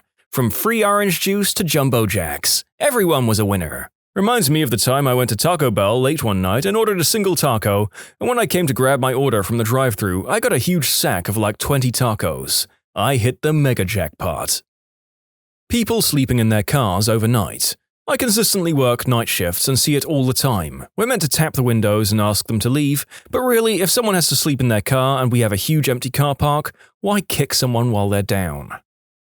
My favorite old folks aren't usually charged as much as they should be. I'm not about to tack on an extra 50 cents for extra peanut butter. If someone was awful to me, you bet your butt they would be paying the full price. I'd also give away muffins that wouldn't be sold the next morning. Super against the rules according to the boss because it encourages vagrants. But I also told my manager it was a dumb rule and I was doing it anyway, but wouldn't say where they were from. He didn't mind and didn't let the boss know. It didn't increase vagrants coming in, no harm, no foul. Sometimes those muffins were my meal of the day too. At Christmas, I forgot to charge someone for the box of groceries they were getting as a special treat for their kids. She was someone that always came in just for a coffee and for a treat on Fridays, and was the nicest lady living on a small pension. She'd always rather spend money on someone else, so she deserved it. Yup, giving away muffins is a love language to your favorite customers in hospitality. I remember that feeling of giving the nice ones something for being decent folks, made for great regular customers who would brighten your day next time they came in. I worked at an airline. The minimum change fee was $75. At the time, that amount of money would take me about 10 hours to earn. Let me tell you how many ways I found to waive that fee. Oh, what a great conversation about weather. Let me waive that fee for you. Oh, and your child is crying in the background. Let me waive that fee for you. I found any reason to waive that. In Disney World, I worked at Cirque du Soleil. They would throw away all the food at the end of the night, but nothing got me more upset than the cotton candy. It cost them like 15 cents a bag to make, but sold it for $5.50, and then they would throw it away. I used to grab bags and give them to the guests for free. Also gave away popcorn and hot dogs and stuff. No use letting it go to waste. The Cirque team was extremely small, maybe 14 employees on payroll, with about 8 on shift at a given time. Yet we serviced over 6,400 people in 2 shows each day. A typical shift went like this. Go in at 4 p.m. and prepare for 6. Management will give you how many hot dogs, cotton candy, pretzels, and popcorn to make. When 5:30 rolled around, we opened the doors and sold. Then, after the show finishes at 7:30, live show, so it varied, we would restock depending on how good we did during the first show, and the number we're expecting for the second. We make adjustments and prepare for the next show. Around 8:30, we open the doors, sell. Once the show is on, there will rarely be someone buying stuff. They spent $80 a ticket to watch an 85-minute show. I'd be darned if they were going to miss a second of it. After the show, 3,200 people are rushing out, so when the theater was about 80% empty, if I knew we were going to have an abundance of stuff left over, I was doing it long enough to accurately gauge, I'd just give it away. No harm done. I worked at the Costco hot dog stand. One of my coworkers volunteer tested at an animal shelter. She would take the extra hot dogs at the end of the night and bring them to the shelter to feed the dogs. Management found out and fired him over it. It teed me off because he stole nothing but garbage. People paying with expired coupons for anything that wasn't medicine. I worked in retail pharmacy and we had to let customers make their front store purchases at the pharmacy if they wanted to. I just scanned all the expired coupons anyway because it wasn't worth the trouble of having an argument with the customer and increasing the amount of time that they were on the line. Obviously, with those RX coupons, it was another story, as overriding that could be considered insurance fraud. At minimum wage, the only things I would care about are the things that would get me arrested or would keep me up at night. Not a worker, but I was being assisted by a minimum wage worker at a chain arcade. Me and my friend were figuring out what we could afford to get from the little rewards area, and we started to sit down and begin counting. He saw us and said, "Nah, don't worry, they don't pay me enough to care." We still felt bad, so we put some of the candy we got back. He started scanning our point cards and the rewards. We had an extra 5 to 10 pieces of candy, and he was like, "Oh, looks like you can't afford it." Then he slid all of the candy into the bag and handed it to us. 10 out of 10 employee. I hope he's doing well. I work at a pizza joint that has a redemption center, kinda like Chuck E. Cheese. I do this all the time, especially for birthday kids. If it's their birthday and they want something, I just ask them, "Well, it's your birthday? What do you want? Pick anything you like." They want the thing that has 1,000 tickets? Fine. It costed us $5, and your parents probably gave you $10 anyway. It's your birthday. You just go be a prince or princess. A couple of years ago, I worked at a deli inside of a Walmart neighborhood market, aka just groceries. Every 3 hours, we had to mark rotisserie chickens and other foods on the hot plates down 50%. If people were kind or looked like they could use some help, I would mark them down almost any time. I couldn't tell you how many folks came in who I would just give a few extra slices of cheese or ham to for free, and just how their faces lit up. They definitely needed it more than Walmart.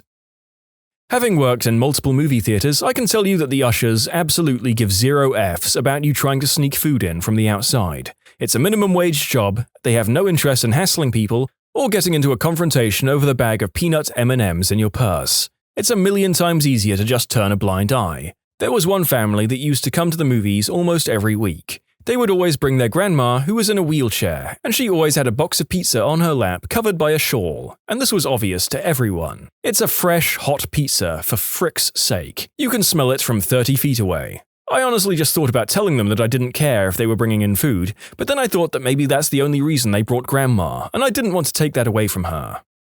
I love the extra little considerate touch of holding your tongue to specifically make sure that the grandma is continued to be included in family movie night. Although it would be pretty callous of the family to just cut her out once they knew they could bring pizza themselves.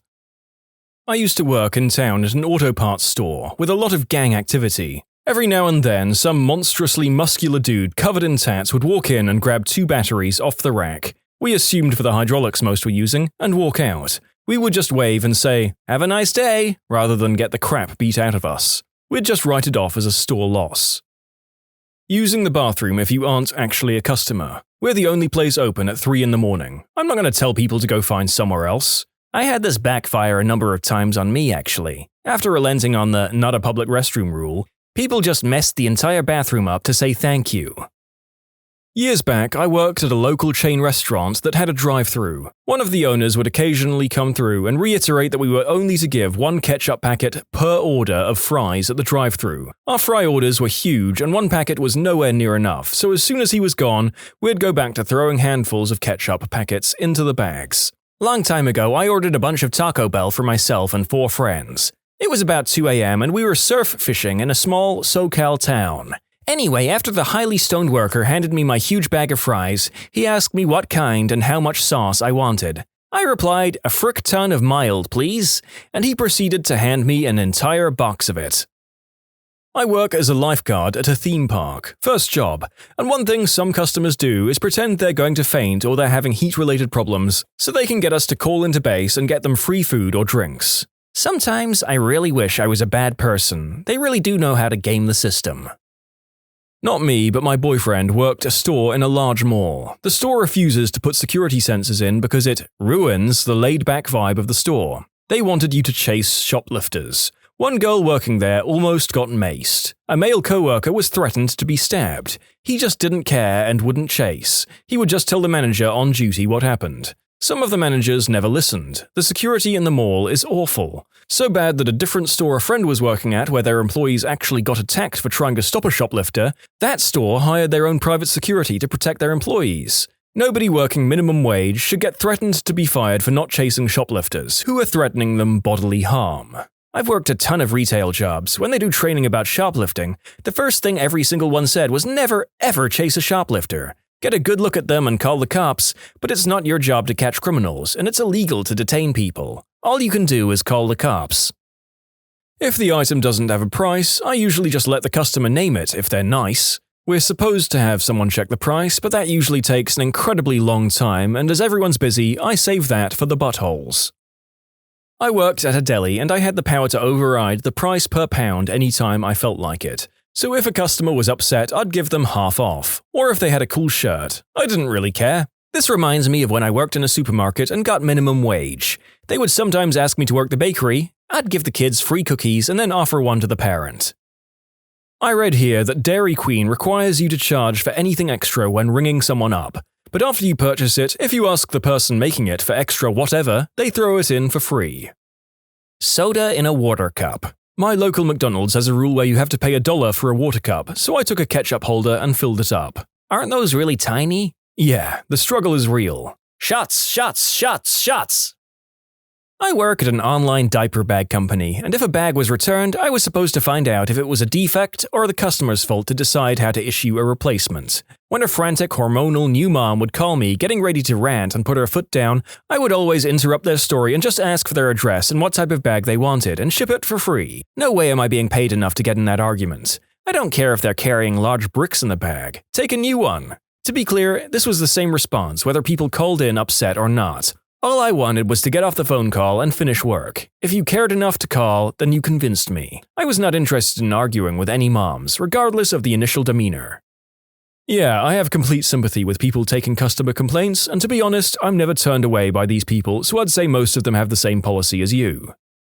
This kind of service can actually pay off significantly in customer loyalty. Last winter, I ordered a few bottles of flavored coffee syrup from a large online retailer. I didn't think the bottles might be glass, and nobody on their end considered that shipping glass bottles of syrup in -20-degree weather may not work out well. Suffice it to say that what arrived in the box was more bulk snow cones with glass chips than bottles of syrup, which also ruined a couple of other items packaged in there. I got in touch with them armed with pictures and expected to have to show them the damage. Instead, within a couple of minutes, I effortlessly had an account credit applied. They offered to ship replacements, but I declined since they would have had the same fate. The result was that not only did I not hesitate to buy more coffee syrup from them, in appropriate weather, but it boosted my confidence in buying any product from them. And I buy a lot of stuff online nowadays.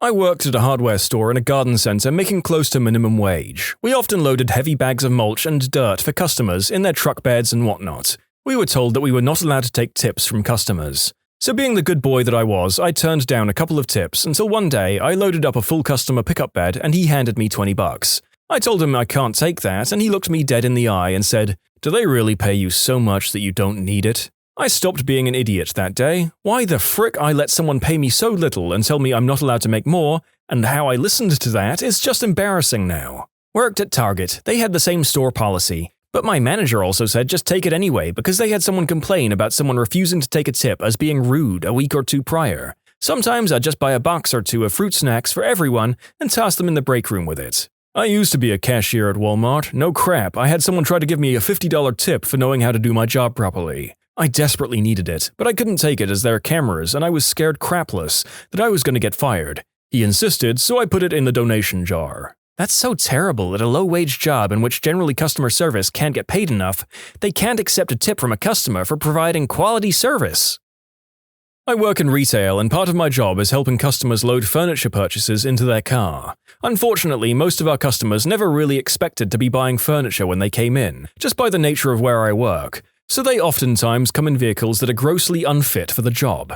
I've had to help customers try to lift love seats and sofas into the back of their sedans, for example. Well, one day after I'd been there a few weeks, I got called into the furniture department for customer assistance. So I go out there with a flatbed cart and meet the lady who bought a large chest. We get it on the cart and I push it out into the parking lot. Then she points me to her tiny little car. I can immediately tell there's no way in heck it's going to fit, but she's convinced we can make it work. About 20 minutes later, she actually proves me wrong. As we're saying our goodbyes, she pulls a $5 bill out of her wallet and offers it to me. I tell her that I just started there recently, and so I actually wasn't sure if I'm allowed to accept tips. She said something along the lines of, "It'll just be our little secret." And after thinking for a moment, I said, frick it, helping her was way more trouble than the $3 I was paid in those 20 minutes. So I took her money, went back inside and casually asked my boss if I was allowed to accept tips. "No," he said. "Don't get yourself fired over an extra $1 or two." I briefly considered handing him the money and apologizing for accepting it, despite not being sure I was allowed to. Instead, I told him, "Okay, I only ask because that furniture call I just helped with was going to offer me a tip before she realized she didn't have any cash on her. Made me realize I didn't actually know, so I'm just asking for future reference." Oh no, wouldn't want to lose this minimum wage job taking money offered by thankful customers that in no way costs the business anything. Massive retail corporations really just are the worst, aren't they? Work your minimum wage employees to the bone and flat out block them from taking gifts from grateful customers. No way that I wouldn't take that money. I work at Target and we aren't allowed to do anything to physically stop people from stealing. If someone's trying to be sneaky, we're supposed to say, "I think you forgot that in your cart." But if you wanted to grab something and just walk away with it, only thing we can do is tell asset protection. Back when I worked for Home Depot, one of the guys in hardware watched someone stuff screws and nails and other small items into their pockets. My coworker walked up behind him and scared the frickin' crap out of him by yelling, "So, are you gonna pay for those or what?" He got in huge trouble but wasn't fired, and it was funny as frick watching someone flail about with nails flying out of their pants. Whenever I shop at a department store, I always try to find the most disgruntled-looking cashier. I've had cashier bags that weren't scanned. They didn't care, and I don't say anything. That happened to me at Michael's, a crafts store, a few days before Christmas. The store is absolute hell on earth, and my cashier was a weary, 16-ish-year-old guy who was just done. He had the 1,000-yard stare, poor kid. He was mumbling on about how his girlfriend is mad at him because something about her birthday and how all the customers are just so mean and scary. I don't think he was even talking to me. I think he was just having a stream of consciousness. Anyway, I notice he's just shoving things into a plastic bag, so I say, "I think you forgot to ring some of those things up." He looks at me in a daze and says, "You look like a nice lady and I just can't do this anymore, so here you go." Wow. Thanks, fam. Hope you had a happy holiday. Used to work at a movie theater. No one cares if you bring your own snacks, although it's super aggravating if you just leave your snack garbage at the theater instead of taking it out with you. We usually have an hour window where all the theaters are getting out. We tend to have about 10 minutes per theater to clean on a busy day. Leaving your garbage in your seats makes everything slower. It's not hard to carry it down to the can. I work in an electronics retail store. We have a standard price match guarantee, 14 days with a receipt. I had a woman come in and give me a huge attitude and explain that she brought this TV 2 days ago and paid $3,199 for it, and that one of our competitors had it for $2,999 and she demanded her money back, plus the 10% difference. I made her wait and pretended to check with the manager. Well, when I looked it up, we were currently selling it for $2,500. So I went over with a huge smile and told the mean woman who was giving me dirty looks the whole time, "Sure, Mom, we can match the $2,999 for you and the 10% of their $200 difference." So she walked out thinking she won the battle, paying $2,979 for her TV. When, if she was nice, I would have given it to her for our sale price of $2,499. Being a B-word cost her $480. As a valet, we would reuse tickets and just pocket the cash to park as our tip on slow days. The manager never counted how many cars we parked or how many tickets we used. I was taught this by my coworkers on my first day. It was the only way to make money. Also, I never asked for ID when selling M-rated games to people who looked under 17 at a major retailer. It's not a law, and my supervisor didn't care as he wanted as many sales as he could get. Used to wait tables. People couldn't bring their own drinks, booze, or just water. I honestly didn't care if I saw them bring their own, as ours was way overpriced. One day, this obviously broke couple came in to celebrate something, and they asked for tacos and a big bottle of beer, but were discouraged by the price of the bottle. So I told them they could buy a bottle from the store on the other side of the street. It was half the price, and if it was warm, I could exchange it for one of our cold ones. I think I was too nice to people, though. I've never encountered another waitress or waiter who would be as nice as I was. But meh, it felt good and the bosses could never tell. A coffee shop I worked at was so poorly managed that I practically gave free drinks to the 5 to 7 customers that we actually had on a regular basis. The manager and owner were always in China and the few customers were usually our friends. I even took on double shifts so I'd get paid more. We let the customers do whatever the heck they wanted, and it even got to a point where they played Smash Brothers in the back. They even hung out in the kitchen to cook food. As employees, we probably broke every universal employment law possible. It was the chillest minimum wage job I had, but unfortunately it came to an end when the entire staff except myself decided to go to EDC and my manager happened to show up that one day. About 22 years ago, I worked in a Kmart that had a diner and I was the dishwasher. One day, a waitress came up to me and asked me to clean a mess in the ladies' room. In my ignorance, I'd just assumed someone had spilled the trash or something that innocuous. I opened the door and everything looked fine. I opened the first 2 stalls and everything still looked fine. Then I opened the 3rd stall. Some lady had projectile crapped all over the back wall of the stall. It was a tremendous amount of liquefied crap. So, after dry heaving a number of times, I leave the ladies' room. I informed the head waitress that there was no way in heck I was going to touch that mess. She whined and moaned about it, but I wouldn't budge. She called the store manager down to the restaurant and he started yelling at me to clean up the mess in front of everyone else. I flat out refused and told him to go take a look for himself. I grabbed a dish bucket from the opposite end of the restaurant and on my way back I saw him come out of the restroom. On his way out, he stopped by the hostess and told her to put up an out-of-order sign. They ended up hiring a professional cleaning service to take care of it. Apparently, he didn't get paid enough to deal with that crap either. What's the most cruel thing you've ever done? In high school, one of my teachers had rented a pager and numbers were on a dymo strip along the side. Being high schoolers, we thought it would be funny to page it all the time with silly things like 8008135, spell it out, and 69. Finally, at the end of the week, the teacher looked at the pager and was clearly upset and said, "Man, someone keeps paging me nonsense, and my wife is pregnant and due any time, and we only got this so she could page me when she goes into labor so I can go get her." Oops, we stopped after that. That teacher played you guys. He knew you'd feel guilty and stop messing with his pager so that he could free it up to run his pimping business on the side. Most people I remember from high school would have taken this as an opportunity to page him, "Baby is coming now," or similar. This was when pagers only allowed you to enter in a phone number to display on the pager. When I was young, I had an argument with a friend, so I insulted him because his parents were dead. I went home, realized what I'd done, and cried my little eyes out. He came over as I was crying and comforted me. Still don't have words for that. You insulted him and he comforted you? That's a true friend right there. It was worth killing his parents after all. Done to myself, but my sister scratched my face and it didn't leave a mark. I really wanted to get her in trouble, so I ended up scratching myself really hard as evidence, and my mum still didn't believe me. So now I just have a little scar on my cheek from all those years ago.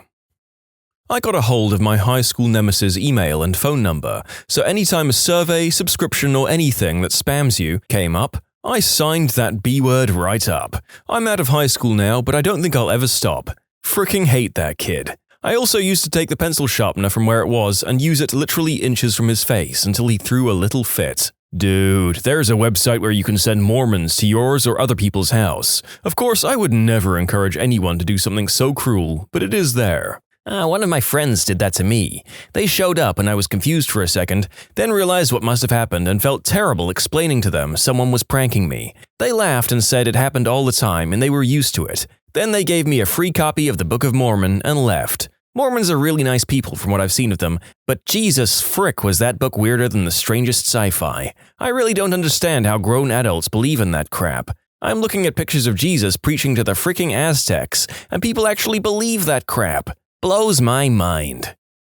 As people who listen to my videos are used to, we got a little off topic here, but my lord is it funny to know that you can send out for a Mormon prank squad in this day and age. I was in 5th grade. We were on a field trip and I wrote on a wall, "Scott's mum is a working girl." Then Scott went, "Dude, my mum is dead." Then I changed it to, "Scott's mum was a working girl." That's terrible. But it's also pretty funny, unfortunately.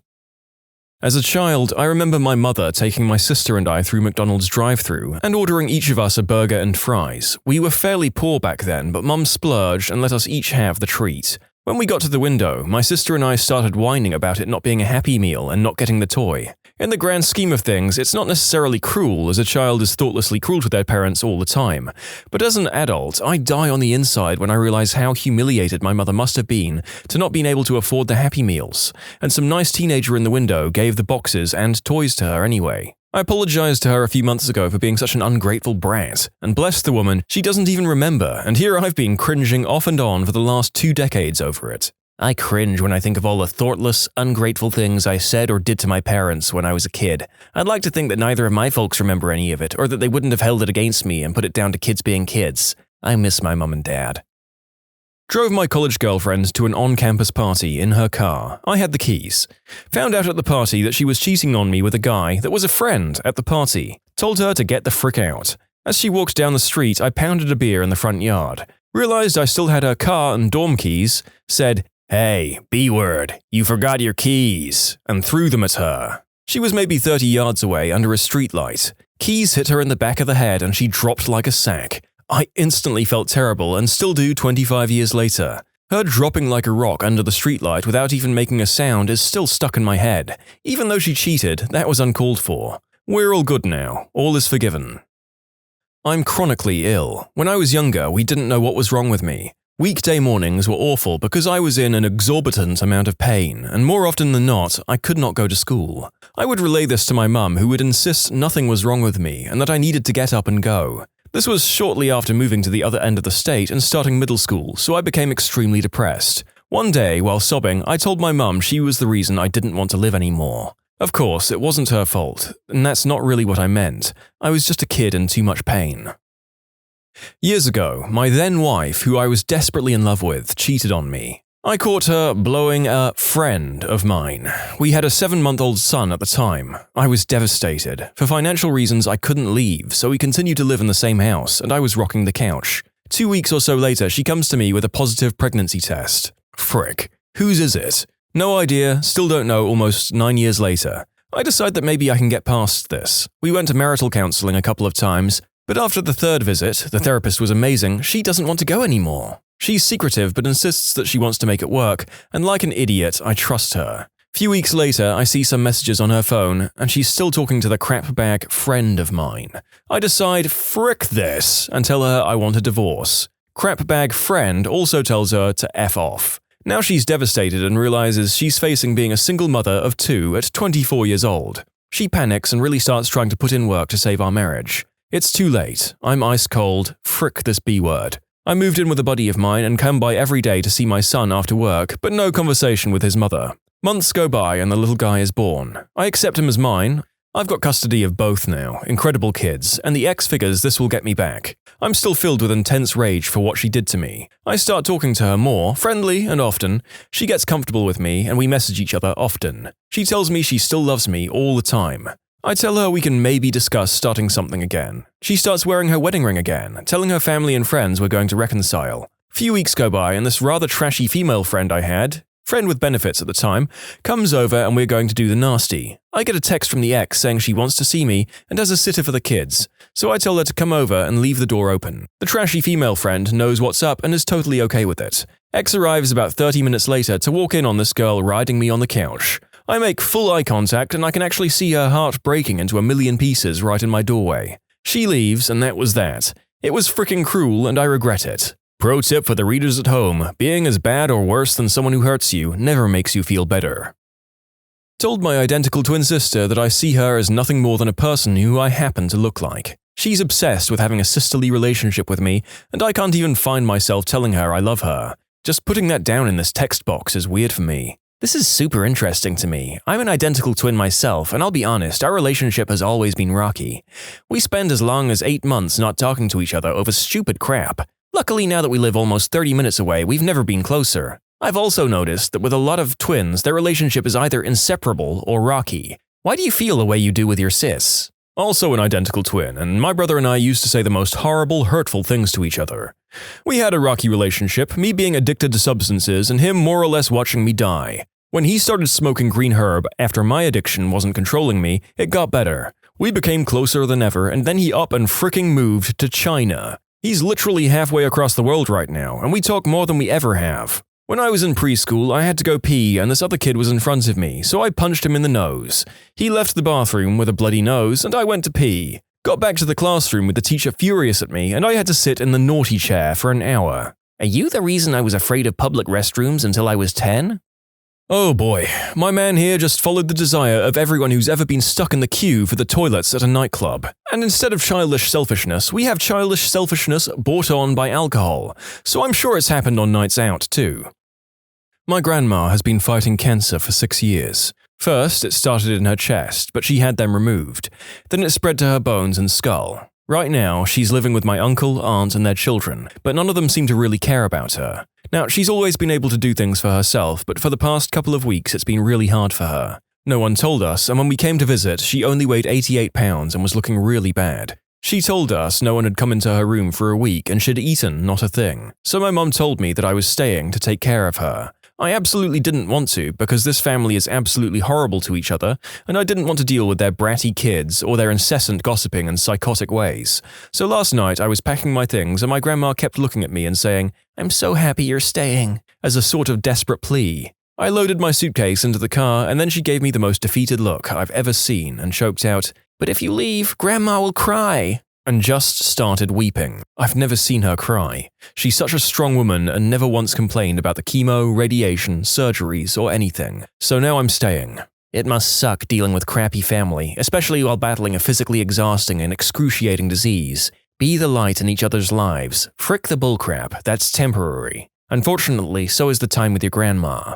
When you look back, you won't remember some butthole kid or the gossip-guzzling mother. You'll remember your time with your grandma and how you were there for her when her other crap bags weren't. When I was in high school, my parents were in the middle of a nasty divorce and I was stuck in the crossfire. I didn't know whose side I should have been on and was angry at both of my parents. Being a teenager going through puberty certainly didn't help either. My dad got a promotion at work and I had to move cities with him and left everything I knew behind. Friends, school, etc. This made me despise my dad even more than I already did at the time, and I would go out of my way to be a butthole to show him how much I hated living with him. One morning, as we were getting ready to leave the house, my dad went to give me a hug and I pushed right past him with my shoulder. I remember in perfect detail the look on his face of shock and confusion. Makes me sick to my stomach just thinking about it. That was the cruelest thing I've ever done. I realize now as I'm older how hurt he must have felt in that moment. He busted his butt working 80+ hours a week and made sure I had everything I ever needed and wanted nothing more than for me to be happy with him, and that's how I repaid him, by being a butthole. My dad passed away suddenly from a heart attack a few months after that when I was 16, and I never got to tell him how much I appreciated everything he did for me. Hindsight is 20/20. Sounds cliche, but really, spend time with your parents. Understand that everyone is human and makes mistakes. No one is perfect. Look for solutions to problems in your relationship, instead of pointing out what's wrong. Next time you see your dad, give him a hug. I'm sure he understood underneath the pain. I'll go and hug my dad after reading this. I met a girl in an AOL chat room. We lived in the same town and she insisted that we meet. She wouldn't show me a picture of herself, but insisted that she was hot. I was leery of meeting her, but after talking on the phone, she seemed cool, so I agreed to pick her up, and we were going to go hang out. I was new to the town and I figured it couldn't hurt to at least make some new friends. Well, I pick her up and she was far from attractive. I was okay with that though because like I said, I was new and needed to make friends. A few minutes after I pick her up, she said, "Well, I have $75 and we can go to a hotel room."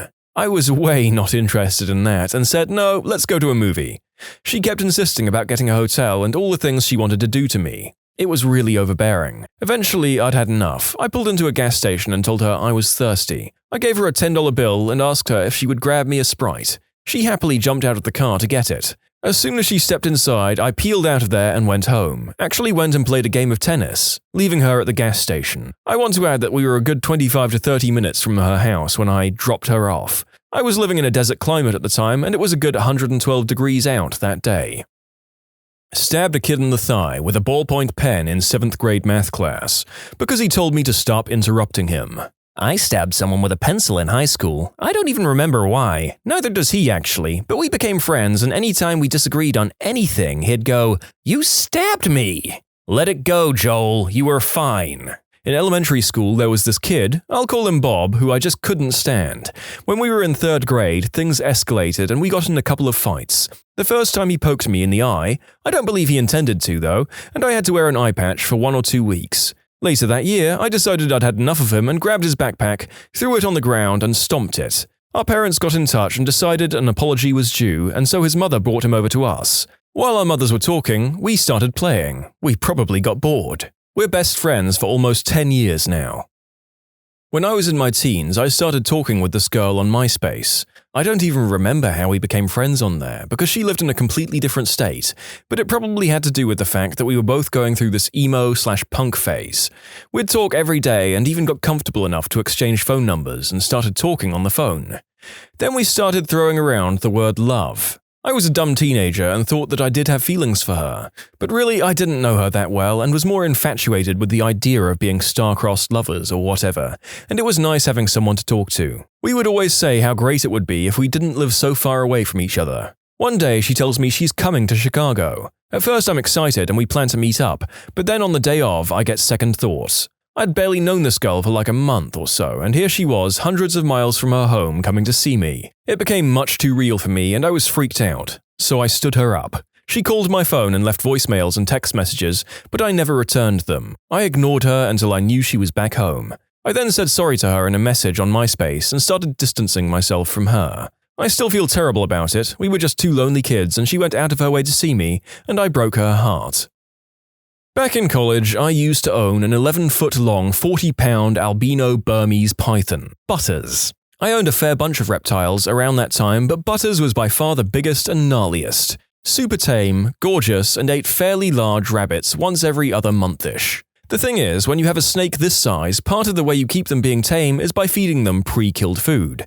The thrill of a snake taking down its prey can be an allure for some, and my 5 to 6 foot boas did that with rats, but not for the big boy. I took the responsible route and opted for pre-killed dinner to keep him staying sweet. The most humane and budget-friendly way to accomplish this was to use a rigid pole, in this case a honey stick, and place over the rabbit's neck, making sure to only get the neck under the stick. I would stand on it while simultaneously lifting the body up and away with a turn to snap the neck. Several pops, a few seconds of feet struggle, then just gone. Short of constructing a DIY CO2 euthanasia chamber, that's about all I had to work with. It did the trick and the rabbits suffered only very shortly. Arguably a much quicker death than being bitten and crushed to death by a giant reptile. First couple of ones were pretty rough for me. I broke down and cried a bit. Ultimately, I accepted my fate. I decided to care for this animal, so I'll do what needs to be done to give it proper care. I had a wonderful several years with Butters and my others before ultimately downsizing the stash. Found a wonderful home for Butters with a rescue shelter. They were thrilled about the massive living enclosure that came along with my donating him. So yeah, used to own a huge python, it ate rabbits, I had to snap the necks of the rabbits for the snake. Pre-killed food is ideal for huge snakes. I once hijacked a tricycle from a girl in pre-kindergarten. Had to assert my dominance. Were you in pre-K at the time, or was it like the girl was pre-K and you were 34? Oh, he meant today. He wrote this post while pedaling like the wind. I really hope that the original poster meant that he hijacked the trike when he was a small child, but then again, the alternative is just so gosh darn funny.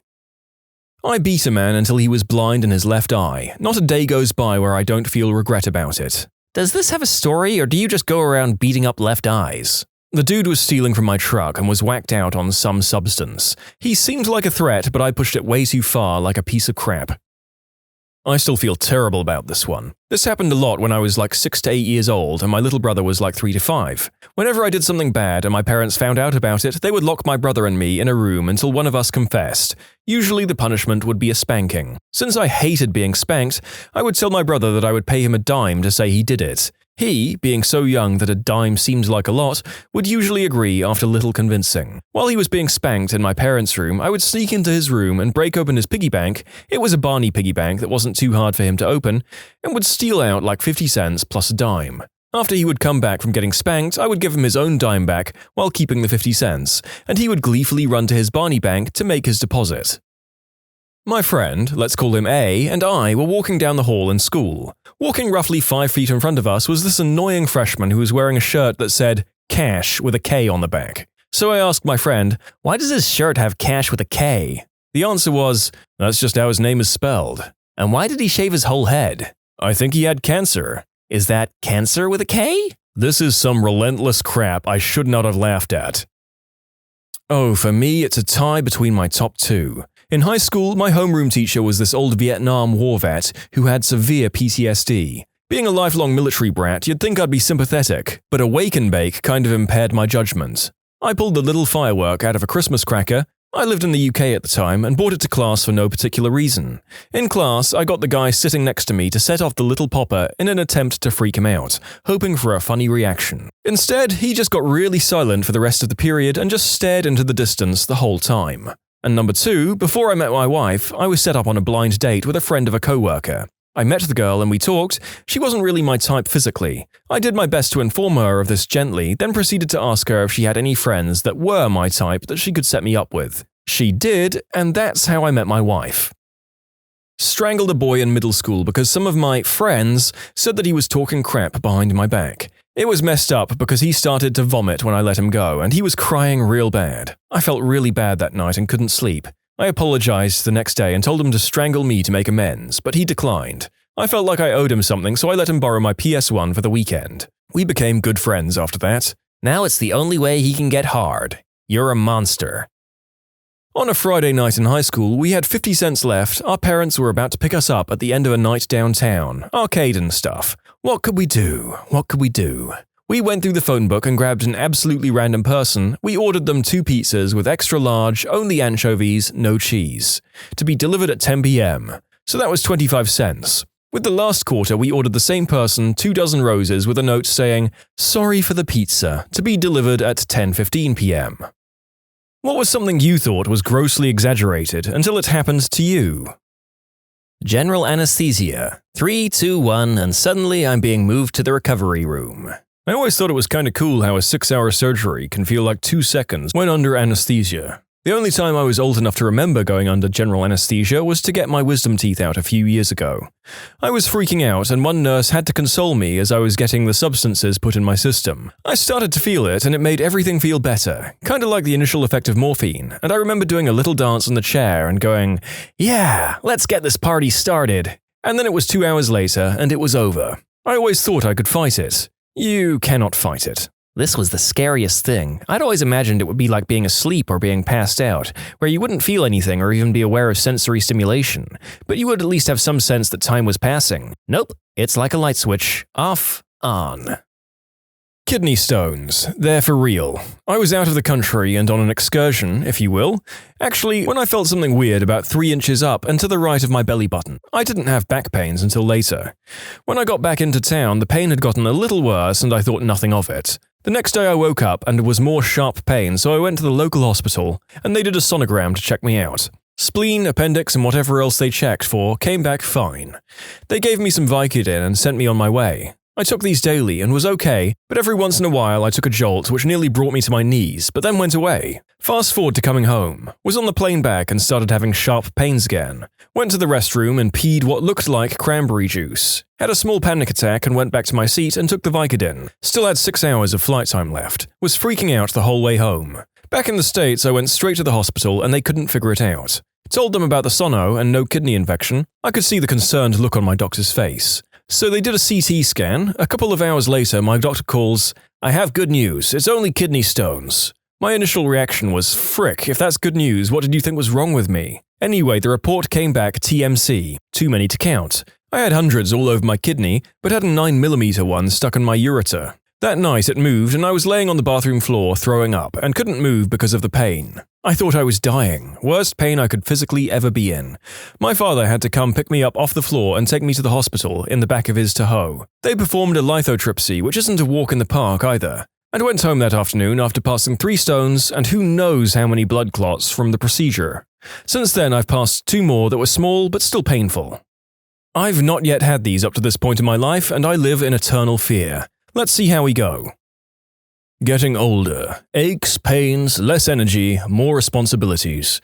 Never thought it would happen to me. In a similar vein, how much time speeds up as you get older. I'm 40 in a few months. This year it felt like it went January, February, April, December. Oh god, you're telling me. Seriously, where the frick did 2014 go? Also, 2013 for that matter. I feel like it should still be 2012 to be honest. Sunburns. I'm a brown guy and honestly, I thought my white friends were being dramatic about their sunburns. Then I decided to go fishing for 6 hours without any sunscreen. Oh yeah, sunburns suck. Dude, one time I got so sunburned I couldn't wear clothes for 3 days. I had to ask friends to bring food to my place because I couldn't go outside without clothes. When I woke up, the creases of the sheets would be imprinted onto my dry skin for hours. The very touch of air hurt my skin. It was one of the most painful experiences in my life. I developed a whole galaxy of freckles on my shoulders overnight. I came this close to skin cancer, I swear. I thought people who called in sick or whatever when they threw out their backs were sissies. Then I threw out my back. Holy heck, it hurt to do pretty much anything. I threw out my back and had bronchitis at the same time, the only time I truly wanted to die. At the ripe old age of 19, I started throwing my back out 2 to 3 times a year due to a congenital back problem. Thanks, genetics. I still brace myself every time I have to cough or sneeze, whether I'm having a good day or not. There's nothing quite like the hot, stabbing pain that radiates down through your legs and out the bottom of your heels. My dad threw out his trumpeting once. I didn't know whether to laugh or feel bad for him. Insomnia. Not being able to sleep is fricking maddening. When I was younger, I thought there was no way this could actually be a serious problem. I was wrong. Welcome to my world. What is even worse is if your significant other totally sleeps fine. Ugh. Watching someone else sleep like a little lamb while you're exhausted and still awake is infuriating. That was me every time I had a sleepover. Like, how the frick did you fall asleep in 5 minutes? Then I'm awake for another hour or two just thinking about how much I want to strangle everyone who can fall asleep in under 2 hours. Black ice. I had a suspicion it was mostly something people blamed for careless driving. Then I finally ran into some. Didn't crash or anything, but honestly thought my brakes failed until I parked, stepped out of the car, and nearly fell from the slipperiness. Black ice is some scary crap. Last year, some poor woman launched her car off an overpass after hitting black ice. I pass under this bridge on my daily commute, and it's about a 50-foot drop. She actually walked away from the crash, so she was okay, but my gosh, can you imagine? I would have been dead anyway from the heart attack. On a related note, snow tires. I moved from Arizona to Montana in December. I'm not a very smart person. My dad told me to buy snow tires before departing, but I couldn't find any in Arizona, oddly enough, and concluded my all seasons would be fine. I read a bunch of tutorials about driving on ice before taking off, and I got really good at pumping my brakes about halfway through Utah. Finally, in Idaho, I gave up and decided to try snow tires. I thought it would be a waste of money and wouldn't make a difference. I was wrong. As soon as the snow tires were on, I suddenly had full control of my car again. In conclusion, my dad was right. I always thought hearing adults talk about their nieces and nephews like they were such a huge part of their lives was stupid. I barely know any of my aunts or uncles or cousins or whatever, so it always seems like they were just playing the niece card to make it seem like they have more responsibilities than they really do. Now, I still don't have any nieces or nephews, but my mum married a guy with a pregnant ex-wife when I was 15. And I tell you, that kid is my girl. I've changed my entire lifestyle, my opinions, and how I treat others and the future because of the responsibility I feel towards being there for her and setting a good example. I love her to death. I want to be a role model and live my life in a way that she can be proud of one day. I never realized what it felt like to watch a little baby grow up into a brilliant kid, or how important a child can be in your life even if they're not yours. And she's not even my blood. I get it now. Falling in love. Lemony Snicket sums it up perfectly. One of the remarkable things about love is that despite very irritating people writing poems and songs about how pleasant it really is quite pleasant. The day some sappy love song comes on and you're like, yeah, I get what they're talking about.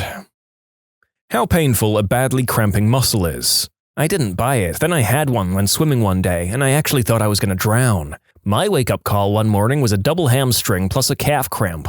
I don't know the odds of that happening, but my gosh, it was terrible. Eat a frickin' banana. All y'all motherfrickers need potassium. Vertigo. Oh my gosh, it's a nightmare. It really is. The first time I got it, it completely blindsided me. First thing in the morning, I opened my eyes and the horizon became vertical, which would have been amazing if I didn't feel like crap a millisecond later. Becoming dizzy really doesn't do vertigo justice. I literally watched the world rotate 90 degrees. Then I just had to wait until it stopped. Sleep paralysis. It's like my eyes were awake, but my brain was still asleep. I couldn't move my body. I couldn't breathe. The harder I tried to regain my breath, the harder it was to breathe. I knew it was pitch black in my room, but it was like everything was strobing colors, like dark, very deep colors, and there was a deep ringing in my ears. It only happened to me once, and it was terrifying. Sleep paralysis is the worst. The first time it happened to me, I had no clue what was going on, and I remember thinking I was dead, and I remember trying to scream, but couldn't. And the more I struggled to move or scream, the worse it felt. I've had it happen a few times since then, and since now I know what it is, I honestly just lay there until it passes. My sister was in a car accident over 15 years ago and still freaks out when a car gets too close. I thought it was just her being stupid until I was hit by a drunk driver. Now whenever I'm a passenger, I get really nervous and freak out if someone doesn't look like they're going to stop or like they're going to hit us. A panic attack. The movies show it as an almost humorous exaggeration of the severity, or so I thought, and then it happened to me. I realized those movies were absolutely horrible. Yeah, the panic attacks in the show Ted Lasso are actually about some of the most real depictions of this kind of event that I've seen in media so far. They are harrowing. Also, if you haven't watched Ted Lasso, watch Ted Lasso.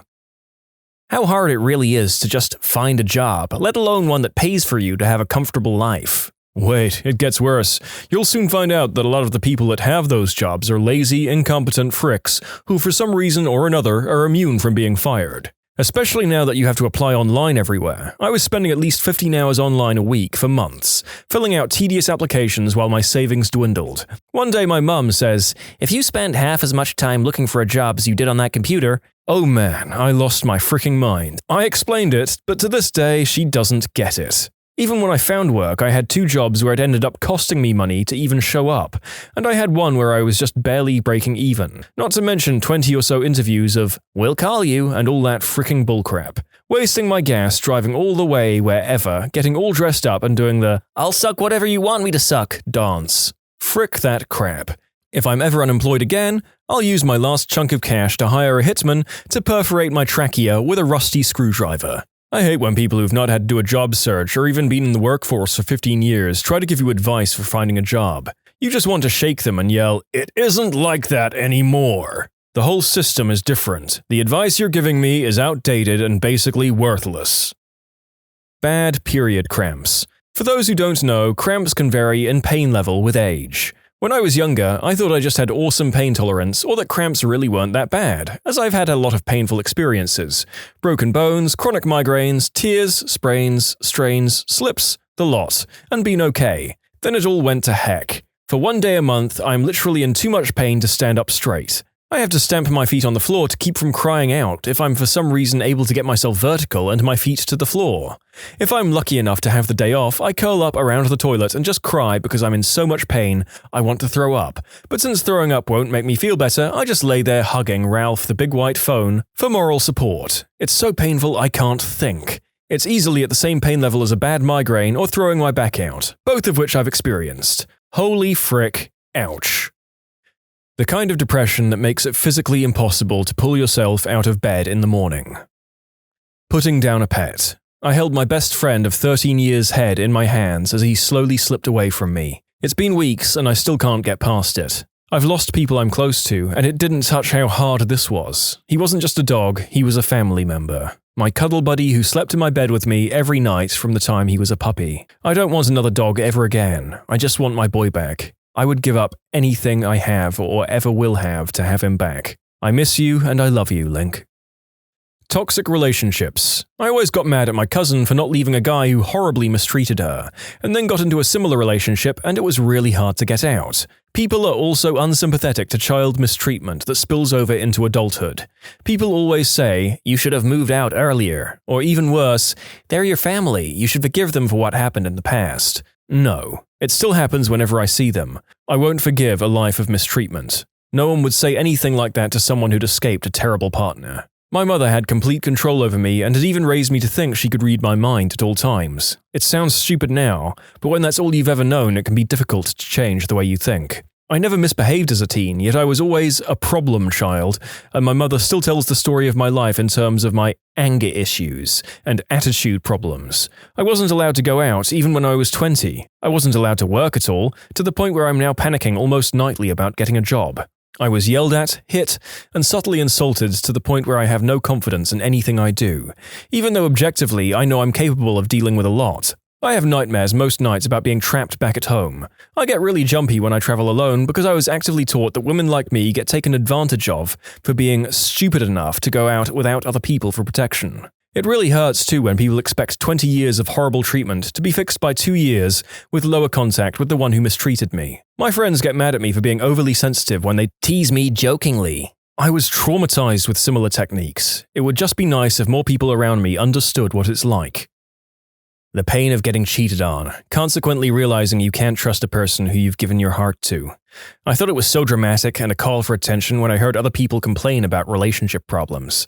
Little did I realize it was literally like a knife stabbing you in the chest. This. When I found out my ex was cheating on me and got one of the girls, there were multiple girls, pregnant, I literally collapsed on the floor in the middle of my dorm room. I have never and will never bawl again like I did then. I cried every day, multiple times a day. People would say the usual, "Hey, how are you?" and I would lose it. Never have experienced pain like that. My first girlfriend, who I was with for almost 2 years, cheated on me, and that crap cuts you up way worse and in so many more ways than you're led to believe. There's the obvious feeling of betrayal, and then there's everything it does to your confidence, and the fact that you feel like you can never trust anyone ever again, not just a significant other, but also friends who could have known, and then there's more deep-rooted crap like how emasculating it is, or what people who knew it had happened before you did must have thought about you. And then you're going to start going around in circles feeling like a bad person because all you care about is your place as a man and so on and so forth. My ex actually introduced me to the guy she cheated on me with between the time it happened and the time that I found out. Even the slightest thought of what he must have thought of me at that point makes me want to flip my crap. Never cheat and never be the person that someone cheats on someone with. That crap doesn't just cut you up, it changes you for life. How loud small arms are. I knew intellectually that they were noisy, but unconsciously assumed they were a movie or video game volume. Went to a firing range and shot a variety of them. Even with ear protection, they still feel overpoweringly loud, and it's clear as day you'd damage your hearing if you fired them without taking any safety precautions. Can't look at most movie gunfights the same again. Also, I had earplugs in and those gun range earmuffs over the top. Also, how hard it is to hit anything, especially with a smaller weapon like a gat. You think you're properly aiming down the sights, then you fire, there's a big flash and it kicks back in your hand, and you look at the target and realize you were way off. And that's taking your time in a controlled environment. I couldn't imagine trying to be accurate under pressure while trying to hit a small moving target, not without a crap load of training. Yep, being at an indoor range is one of the most disorienting experiences a man or woman can subject themselves to. I'm pretty sure that even with the proper protection, all regular patrons must need hearing aids later in life. Just Texas. Alright, I'm being a smart aleck, but I'm also being very truthful. I've lived in a number of different places because I was a military brat and a vagabond, and I've encountered a hell of a number of different people. As an adult, moving to Texas surprised me. I thought I'd find it had been exaggerated, but the appetites, the personalities, the pride, all of it are bigger in Texas. They fricking love their state. The pain you feel when and after eating a ghost pepper. I thought people on YouTube were just exaggerating to get views. I have an Indian flatmate who cooks with those. She must be immune because the other day I came in after work and suddenly it was like I'd walked into a cloud of napalm. I was on my knees coughing and crying and she just looked down from the pan and rolled her eyes. It's not that bad. I thought I was going to die. Obsessive-compulsive disorder. I remember as a kid watching one of those MTV True Life documentaries about people with OCD and thinking about how ridiculous it was. I mean, why can't these people just not wash their hands 50 times a day? Why can't they just lock the door once and be done with it? A few years later, when I was around 16, I started to develop some strange habits. For instance, if I heard even just 1 second of any song on my iPod, I would have to listen to the rest of the song in its entirety, down to the last second. So if said song ended and I didn't get my iPod paused before the next song started, I would have to listen to that song in its entirety. These were the first signs of horrible things to come. Over the next 5 years or so, my OCD manifested into almost every facet of my life in different ways.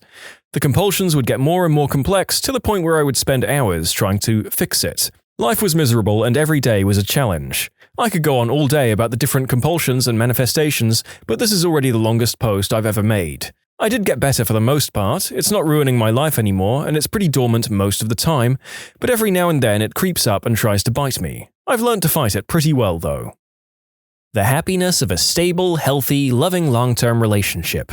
I wish this were higher up in the list. My significant other and I periodically ask each other, when does it get hard? Because we're both from dysfunctional families. We've both accomplished so much because we support each other in a way I didn't know was possible. The nights we check out of adulthood to make pillow forts and eat ice cream for dinner make me feel like we're in Calvin and Hobbes. I've been told by cynical people, oh, you're still in the honeymoon phase? You'll start having fights soon. Like we're just too dumb to get into fights yet. We've been married 6.5 years exactly today, and we've been living together for more than 9 years. I think if we were going to start fighting, we'd have done it by now. Literally not a single fight in that entire time. Not to me, but to a very close friend, getting taken advantage of on a date. She simply wasn't the same person anymore. She went into a shell and refused to even seek help. It took almost 2 years of convincing her to take her to a therapist, and 3 years after that for her to almost come back to her old self. But even now, she refuses to trust men. Getting a bad, we're talking 2nd or 3rd degree, burn. I've broken 3 bones, gotten a multitude of concussions, had surgery and much more, but when I got 2nd and 3rd degree burns on my chest, nothing compared. The pain is unending and you can't escape it. You know in movies when that scary monster or psycho murderer is coming for a character and they just freeze in their tracks? You start yelling at the screen, "Run away, moron!" Yeah, well, that totally happens if you get scared enough. Your whole body just freezes to the spot even when you desperately want to run. It's horrible. Walking home from the bus in middle school, I had to pass this enormous Rottweiler that lived in a small yard enclosed in a 3-foot fence. Not nearly enough to keep it in.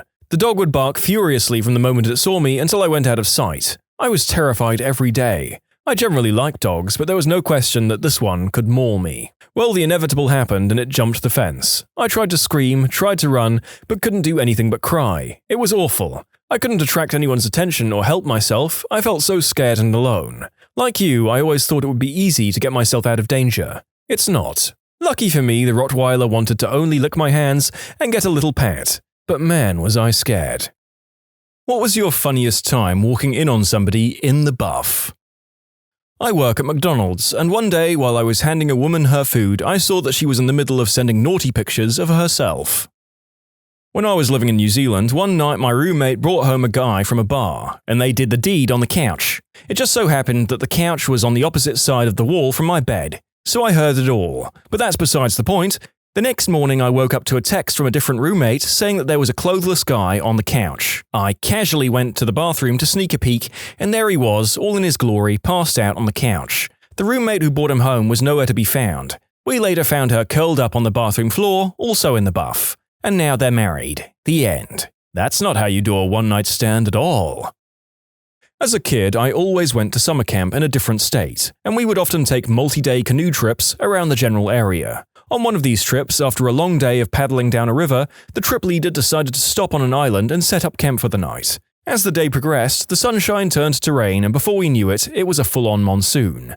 As me and a bunch of other boys huddled under a tarp, someone pointed out 2 people swimming on the other side of the river. We noticed it's 2 guys and a girl and continue to watch. Before we know it, the girl stands up, revealing she is completely clothless. In fact, all 3 were skinny dipping. Being teenage boys, we decided to yell and wave at them, asking if they'd like any s'mores, while taking turns looking through the binoculars. We thought they would be embarrassed. However, they weren't fazed by this, and one of the dudes began to swim over. I'll never forget his face as he got closer and realized we were a bunch of little kids. Needless to say, we gave him a s'more. In conclusion, saw an unclothed river girl and fed an equally stark-as man a s'more. I have a similar story. Me and my family were floating down a local river. This place is a real party every day in summer. Anyway, we get to this one corner, and there's this girl flashing both banks of the river. Of course, all the guys yell in appreciation, and here I am, a 15-year-old kid with his parents, heading to the end of our floating trip, and my mum is trying to get my attention. Finally, she says, "Jake, they aren't even a very good bosom." Without skipping a beat, I turn to her and say, "Mom, they're still a bosom." I swear my dad shed a tear when I said that. Sort of accidental. When I was in high school, I lived with my dad. Our house had a pool and a hot tub, and Pops was a randy old hound. He was shooping it to what seemed like all the divorced ladies in my neighborhood. Being single, well-off, and having a hot tub really greased the wheels. Anyway, he and his girlfriends weren't exactly incognito, and after a few drinks tended to come in and out of the house, where I was, in varying states of undress, to use the bathroom and get refills or snacks. Let's just say that I saw many more of my friends' mums than was polite to discuss. Well, at least it made for some decent online trash talk. Yeah, well, my dad fricked your mom. Yet another video where the subject matter requires me to come up with a lot of safe terms instead of the original words, in this case, for the condition of being undressed. Let's see how many I can slot in. I guess it's not really accidental because she dropped hints later that it was intentional, but at the time I thought it was. Went on a date with a co-worker. While waiting for her to get ready in her living room, I could see her full bare figure in the reflection in a mirror on a door. She had a ridiculously awesome body, too. I used to work in an electronics store. We regularly had promo staff and reps in on the weekends to sell their stuff in store. This particular weekend, we had 3 models in promoting some camera or something. Late afternoon, I go into the customer collections room where reserved stock is kept to look for an item. As I'm clearly in there looking for something, these girls burst in and start taking off their branded dresses to change and go home. In shock, I say, "Do you want me to go out?" And they're like, "Nah, it's okay." Then some checkout girl comes in and laughs, gasps, and drags me out. Gutted. Checkout girl just doesn't understand. Becky's a B word. Oh, she wants to be called Rebecca now. When I was about 6, I was at the ocean with my parents. My dad was playing with me in the breaking waves on the beach. I saw a rough wave wash over this young lady a few feet from us, and it totally swept her bikini bottom off.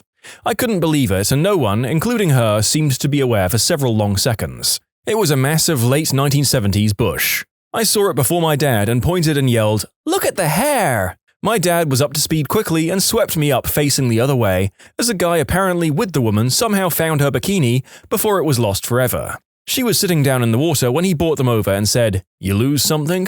I learned a lot that day. I was on a Mediterranean cruise in summer, so the top deck was filled with people sunbathing. This one lady with rather a large chest was sunbathing with her family, taking off her bikini straps, as some do to avoid tan lines, I guess. Anyway, she accidentally dropped it and I got a full-on view of one of her maracas. She looked around to see if anyone noticed, caught my eye and gave me a cheeky grin before I looked away blushing. When I was working as a PA on a TV show, we filmed an episode at a fashion show. I spent the evening wandering around backstage getting models to sign releases. Most of them were undressed or half undressed. Best work day of my life. Was working in my fish and chip shop, and just across the road is a bunch of terrace houses. The windows upstairs start on the floor, but I assume the girl had no idea. My mum actually pointed it out to me, and it was a girl in her natural state in front of the window. The guys in the garage around the corner were walking down the street opposite of her window and got an eyeful as well. I later learned she was the sister of a guy I went to school with. Your mum is a bro.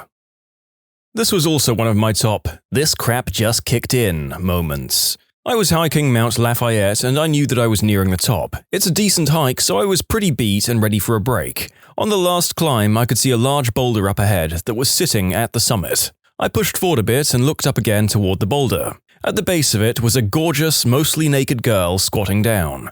I thought to myself, well, this is a hell of a reward for the hike. She then proceeded to stand, zip up a full Scooby-Doo costume, and walk over to her friends. When I was a junior in high school, I had a math teacher that was probably in her late 20s or early 30s. One day, near the end of the first semester, she was wearing a dress of sorts. It was in Florida, so it wasn't getting cold at all, and she was just trying to reach something off the top shelf near her desk, when the two straps holding up her dress just snapped, and the entire dress fell to her feet. Sure, she was still wearing panties, but the dress didn't hide bra straps that well. And well, that was nice. I didn't have her the second semester, but from what I heard, she got in some trouble for wearing inappropriate attire for a teacher, and had been suspended for the first month of the semester. I installed security alarms, cameras, sensors, and locks. On one install, I placed a camera in the master bedroom like the husband had asked. While I was still there installing, I was checking the cameras and finishing up the tests, and the wife came out of the bathroom completely naked from the shower. I hastily tried to exit the screen, but the husband who was peering over my shoulder told me not to and just stared at his naked wife while I was in between him and the screen. Just to be clear, I did not do the deed with either of them that time. Was at an indoor water park waiting in line for the attraction that simulates surfing, Flow Rider, I think. Well, there was this really cute girl up and she bails face first. Now, if you know these attractions, you know that there's a lot of force behind the water. As it turns out, it's enough force to completely remove a person's bikini, top and bottom. Must have been really embarrassing for her, but I liked the piercings. Not sure if you can say accidentally, but my neighbor used to be a manager for exotic dancers. One day I'm out in my garden and happened to look up at their back bedroom. That's when I discovered where auditions took place. I got a lot of fresh air from that day on. I own an adult nightclub and auditions are at my house. Yeah, that sounds above board for sure. Around 16 at the time, I left my house after my sister and her two friends came over, one of which is just absolutely banging with an amazing body that I may have thought about once or twice anyway. Nobody else was home. Forgot something in my room, so I ran back in, but I guess nobody heard me come in. I walked down the hallway to my room and past my sister's doorway that was open. I glance over and my brain locks me into place mid-stride, jaw hits the floor, while it burns the image of her butt-naked cupping her chesticles. They all look over at me and scream. I can't look away. She runs toward me and closes the door. I ran to my room, took a few minutes to savor what I saw, and left. I was about 10 and we went snorkeling with the group on vacation. This old, unattractive woman popped out while she was underwater. She didn't notice. I couldn't stop staring. First real bosom I ever saw. That was an image I didn't want and it is now burned into my head. Thank you for that, original poster. My sister and her boyfriend were doing the deed. It was hard to tell with the noise. Well, after an hour, I hear her door close and I think, thank God he left, I can take a crap now. I walk into the bathroom and drop my pants in the dark and start to squat when the lights turn on and her boyfriend walks out in the buff, full staff, and says, "Ready for more?" I just stare in shock and he now realizes that I'm not my sister. Just coughs and walks away. I no longer feel safe to crap in my own bathroom. Pull my pants up and just go to bed. Female friend of mine was getting ready for her sister's wedding. She was sending me snaps of herself asking questions like, necklace or no, to me and her boyfriend, and she accidentally sent me a picture of her mammary glands hanging out in the dress she was wearing. Trust me, she didn't intend on sending me that picture. Work at a hotel on the beach. Usually, every night before I leave, I take a walk around the building just to make sure everything is okay, people are quiet, etc. All of our rooms have balconies, but luckily the way our building is set up, you can't see into another balcony from another balcony. Earlier that day, I had a newlywed couple checking in. All went normal then. Later that night, did my rounds and I saw them on their balcony. He's leaning up against a patio chair turned backwards, pants pulled down, and she's sitting on the chair giving him head. Okay, for all purposes, that's technically an evictable offense, but I just remembered they're a newlywed couple, no one else can see them on their balcony the way our building is configured, so I just turned around, walked back inside, and let it be. At least I knew their marriage got off to a good start, hopefully it stayed that way. During college, I was drunk at a party that ended up moving to a local bar. One of the hot girls in the class ahead of mine came up to me and this other dude. The other dude, I guess, had a bet with her or something, and took her walking up as the perfect time to remind her. He said, "Remember, you still need to flash me." I might be paraphrasing. She gives him an annoyed look and then just flashes the both of us for a good 5 to 10 seconds. Very nice sight, would look again. My wife used to do triathlons, the sprint and Olympic lengths, not Ironmans. She was doing a women's-only sprint triathlon and I'm hanging out near her bike waiting for her to return from the swim, first leg of the race. The most experienced athletes bike and run in their one-piece swimsuit. Inexperienced people take the time to change their clothes. There was a woman in her late 20s changing nearby my wife. Obviously new to this stuff, she had planned a different set of clothes for each activity. She had some friends holding up towels to shield her while she changed from her swimwear to her bicycling gear. She got the suit off and struggled to get her bike shorts on over her wet legs while crouching behind the towels. Then she said, "Oh, frick it," stood up bare-chested and proceeded to struggle with her athletic bra. She had a nice all-over tan, I'll give her that much. Walking to school on a soggy morning, saw my art teacher in her minivan changing her clothes.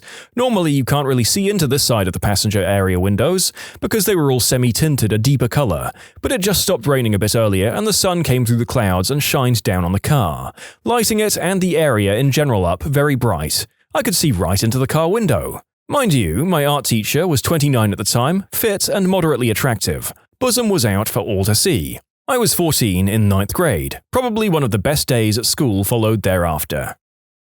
I was in middle school and I was walking behind a girl in high school who was wearing a dress with no panties. The wind picked up when we got off the train and I thought I was the only one who noticed. She didn't even seem to care. Later, I found out that another boy saw it too and we're best friends to this day.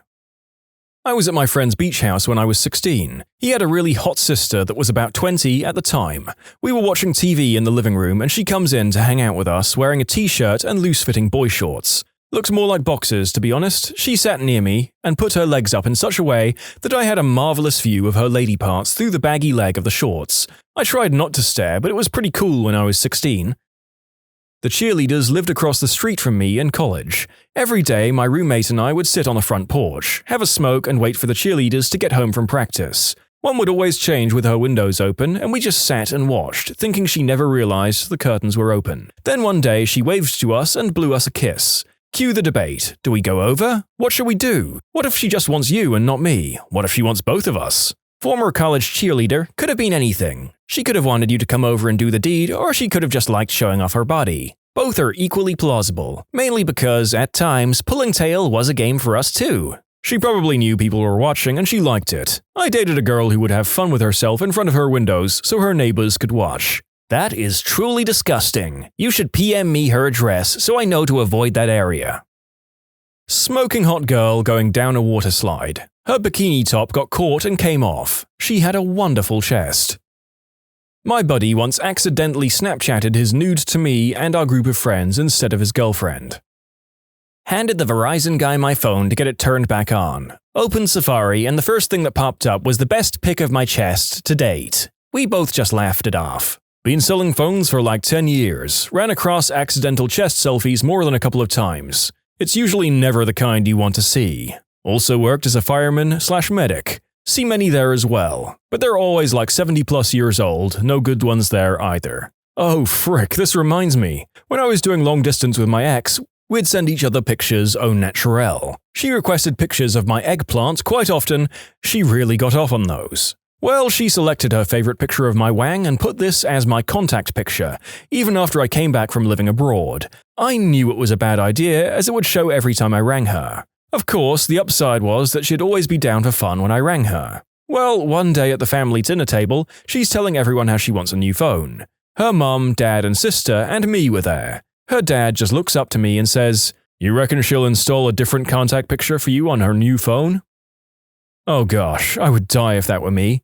I should also note that yes, the vast majority of these stories are about women rather than men. Then again, since a larger proportion of male indecent exposure cases are received to much less positive responses for a myriad of complicated reasons, perhaps that's not surprising.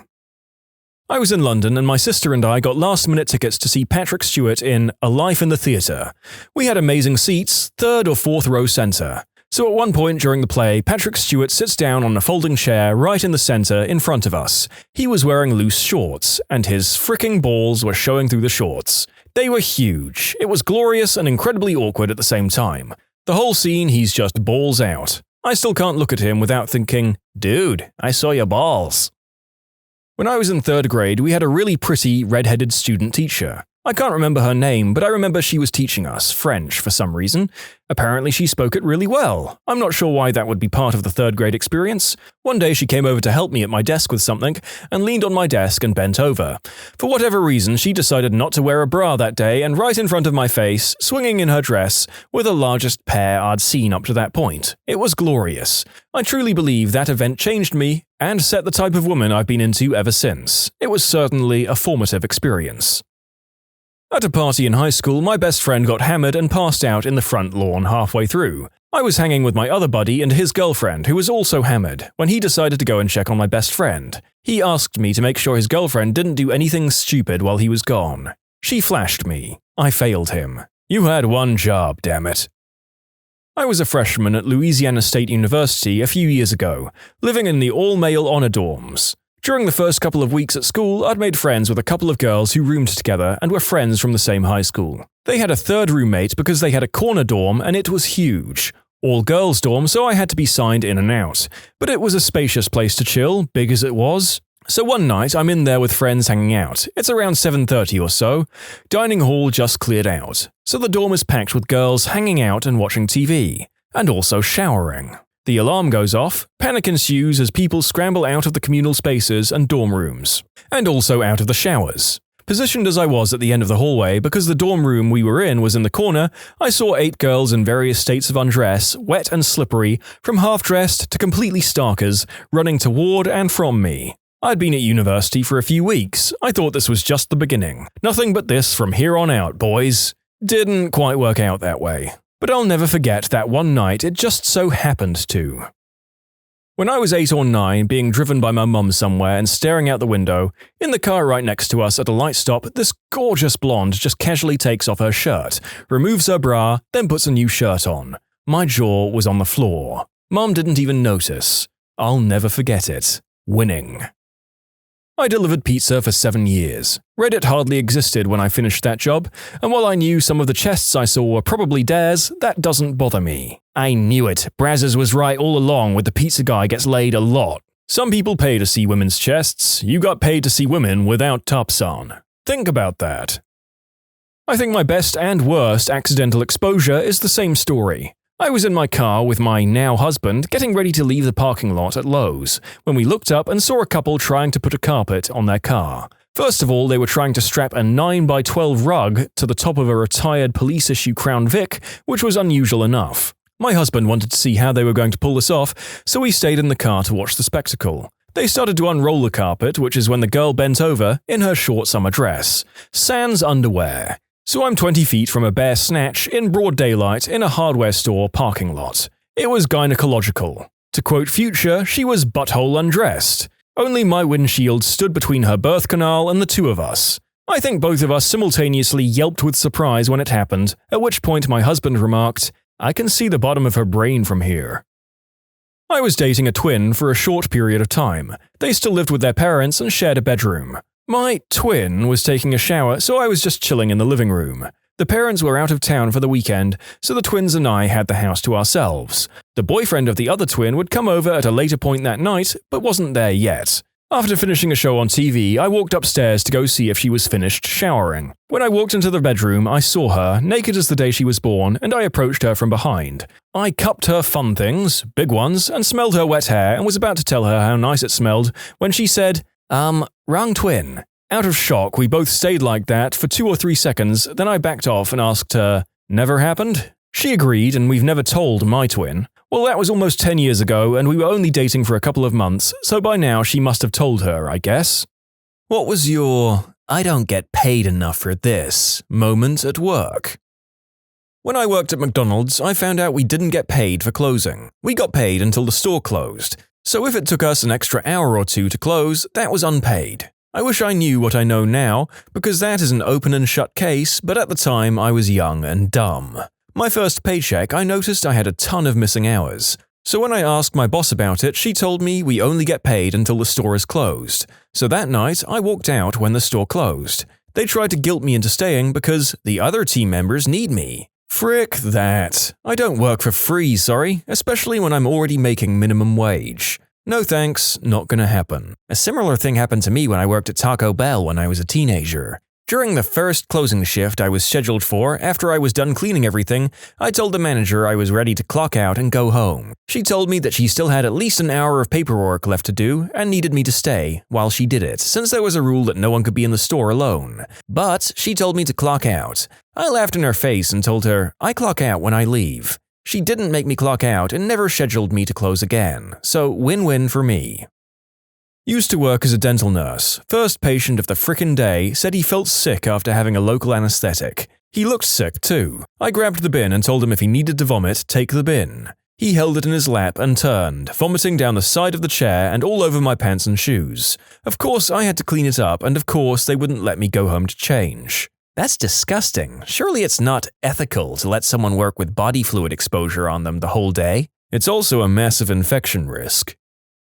When I walked into the room of a confused patient on blood thinners who had ripped out his IV and catheter and had crap and blood on every surface of his room, it looked like a murder zone had been committed. I've been through a lot as a nurse, but that was like going into war. I manage a fast food restaurant, and for me it's always things that have to do with the bathroom. From having to clean up adult magazines with splooge on the floor or walls to people either purposely crapping on the floor, even used hypodermic needles. Same boat here, but with customers instead of washrooms. Swearing at my underage staff puts a real bad taste in my mouth, and I am not nice about it. I don't miss either of these things. Good luck, everybody left in restaurant work. Hope all of your customers start watching The Bear and educating themselves on how hard you work. Psycho camp director lost her crap on all of the lifeguards because we said we weren't coming back next summer. Reality was we all had legit reasons. I was going to take summer courses to graduate early. Another guard was moving to university and was going to work in that city. Another guard got offered a head guard spot at a camp near her house, etc. Nothing that said we hated the current camp, just other things going on. We were told in a group meeting that if we weren't happy there, we could leave and she would find other guards. Following Friday, she calls us all in to tell us what a great job we're all doing and how happy everyone is going on the lake. Tuesday after that, she calls us in individually to tell us we aren't working hard enough and she sees us slacking off all the time. Lunchtime Tuesday, all of the guards walked into her office, told her to go frick herself in front of the owners of the camp, and we all piled into my Ford Focus and went out for beer. Went home that night to a message from the camp owner asking us to give him a call back. We'd all chatted and realized he'd called all of us. Called him the following day and told him what went down. He asked us to reconsider and that he would give us $5 an hour raise and report directly to him. We discussed it and agreed on the condition that Psycho Director apologized to us at a collective staff meeting. She refused and had a tantrum. Camp owner fired her on the spot, escorted her off the property, and we opened the lake back up. F you, Bob. I make $13 per hour on an ambulance. Every day is an "I don't get paid enough for this" moment. I was working late, like 2 a.m., in the office. My manager said, let's go to the convenience store to buy up some snacks and smokes. She sits in the back and we drive there. After we get our crap, she says, can we swing by this street intersection real quick? When we get to that intersection, I guess she sees a car that belongs to someone she knows, parked in front of her boyfriend's house. She starts to wail, cry, and kick around in the back seat, while my bewildered butt just holds the steering wheel with a stupid look on my face. After 20 minutes of that crap, we drive back to the office, I drop her off, and I go home. What the frick? So she sat in the back seat like you were a cab driver or something. She didn't want her boyfriend to see her up front, guarantee it. She suspected him and the whole plan was to check in a different car. Worked at a fast food place about 13 years ago. This lady in the drive-thru claimed she was missing a sandwich. Our policy was to ask for bags back to verify. I asked to see the bags, 3 or 4, decent-sized order, and instead of handing them back like a civilized human being, she instantly started raging and throwing the food into the window while cussing me out. Guess what one of the items that she threw at me was? Yup, it was the missing sandwich. Crappy people will always try to scam something. Well over 2 decades ago, I fielded a call from someone insisting they were missing an entire 10-pack of tacos on their 20-taco order. I had no problem telling them I'd been making food all day and no, an order like that had never come up on my screen and to try scamming some other restaurant. I get it here like that all the time. No, you don't. You know how I know that? Because I'm here all the time and I've never seen you before and I've never done it like that. I've seen lots of, I'm friends with the owner here, too. Well, I guess I have many friends here that I didn't even know about. Countless times at the go-kart place, summer job, where I work, I've had to put up with special needs kids whose caretakers or parents dropped them off and just drove because they wanted a break from them. These kids, and adults, have a mental age of anywhere from 3 to 15 and many times they are unable to follow the directions that we provide or even listen to us. They are not only a danger to themselves, but to the other riders and to us, the staff. An easy solution to this would be for their parents to ride with them in a double and to drive for them, allowing everyone to have fun without having to put anyone in danger. However, that costs money, and they don't want to. One parent even said, "Why can't you just ride with him?" And when asked if the kid would be comfortable with other people, she said he wasn't. I wanted to call her a crappy parent, but I didn't want to lose my job. We can't deny them as they have the physical age to ride, but are hopefully putting rules in place to require parents of children with special needs to ride with their parents. I held nothing against these kids, but the fact is that their parents are responsible for them. If they want a break from them, they could hire a caretaker. Even then, though, I understand that bad parents do exist. However, it is the caretakers who refuse to take care of the kids who are unacceptable. You are getting paid. Do your job. I hope you're calling the cops every time a disabled individual is dropped off without supervision. As someone who's worked with this population, this is dangerous for them and you. Got change thrown in my face at work because a man was upset we didn't have meatballs. Now if I'm working, he'll come in, see me, and walk out. I work at Subway. I work in childcare. There was one time we had one kid who had a diaper blowout and one kid who spewed everywhere. There's only 2 teachers, so this one has to handle the blowout and one the vomit, while also keeping the rest of the kids away from it all. I work in childcare too. I was the only one watching a group of 14 4- and 5-year-olds. One of the 4-year-olds spewed, and I spent the next few minutes trying to keep the kids from dancing around the spew, while also trying to clean up the girl who spewed. Thankfully, another teacher came to help me out. I would like to clarify that 14 children is not a ratio violation in my state, Tennessee, US. The state allows a class of children who are ages of 4 and 5 to be at a ratio of 16 to 1. Is this an insane number? Sure. Is it a violation? No. This was in the late 90s. I was working at Walmart at my first job as a teenager. I was floated to the garden department one day and there was a guy looking at lawn fertilizer. I walked over and asked if he needed help. He said, "Not now, just looking at the different kinds you have." Pretty standard reply from the guy. So I said, "Okay, let me know." I walked away and then swung back about 5 minutes later. Same guy has proceeded to rip open about 10 different kinds of fertilizer all over the ground and is rolling around in the stuff. He is also taste sampling. I call my manager because I didn't want to deal with it. Security escorted the guy out of the store and called an ambulance in case the ingestion of the fertilizer hurt him. My boss insisted that everybody be at their desks at 8:30 sharp. She made me take roll call on an attendance sheet and hand it in to her every day. She also made me do it at lunchtime when everybody left and came back, and when they left at night. Took roll for a bunch of adults 3 times a day. I don't work there anymore. In my various workplace complaint compilations I've done here over the past few months, there seem to be a couple of special workplaces that go completely fascist on their employees. They tend to have high turnovers, surprisingly. I had a company try to keep me once by offering me an entire grand more than I was taking at my new job. I told them how much it would take to keep me and that while still a raise, I'd be settling for a much smaller number at my new job. It also came with less stress, less management hell, and that I wouldn't be the sole person responsible for advising design, advising sales report, advising sales, advising project management, and advising on sites on how to do their jobs that they needed to do so I could do my one job. I laughed, hung up the phone, deleted all my scripts, and left. The guy that replaced me still asks me for help almost 3 years later now. I worked for the university's horse barn as a teenager. They had some pretty strict rules that I was not used to at other places. Like the horses were only allowed outside for 2 hours no matter what. Could be the most beautiful day and we would have to stop everything we were doing to bring them into their stalls. They were only ever allowed 2 squirts of fly spray which didn't cover their butts. Required to have their halters on 24/7 even in the stalls at night. Our boss clearly had zero experience with animals, or if he did, he just didn't care. One day, while one of the horses was having his feet trimmed, my boss went to pull out a weed whacker from the bottom of the shelf directly next to where the horse was standing. A lot like Jenga, the entire closet of machinery fell onto the horse, causing him to kick the farrier and run. Ever since that incident, the horse was a mess, so instead of hiring a trainer to fix the problem, they just locked him in the stall, all day 24/7. I quit shortly after that. I still wonder how that horse is doing.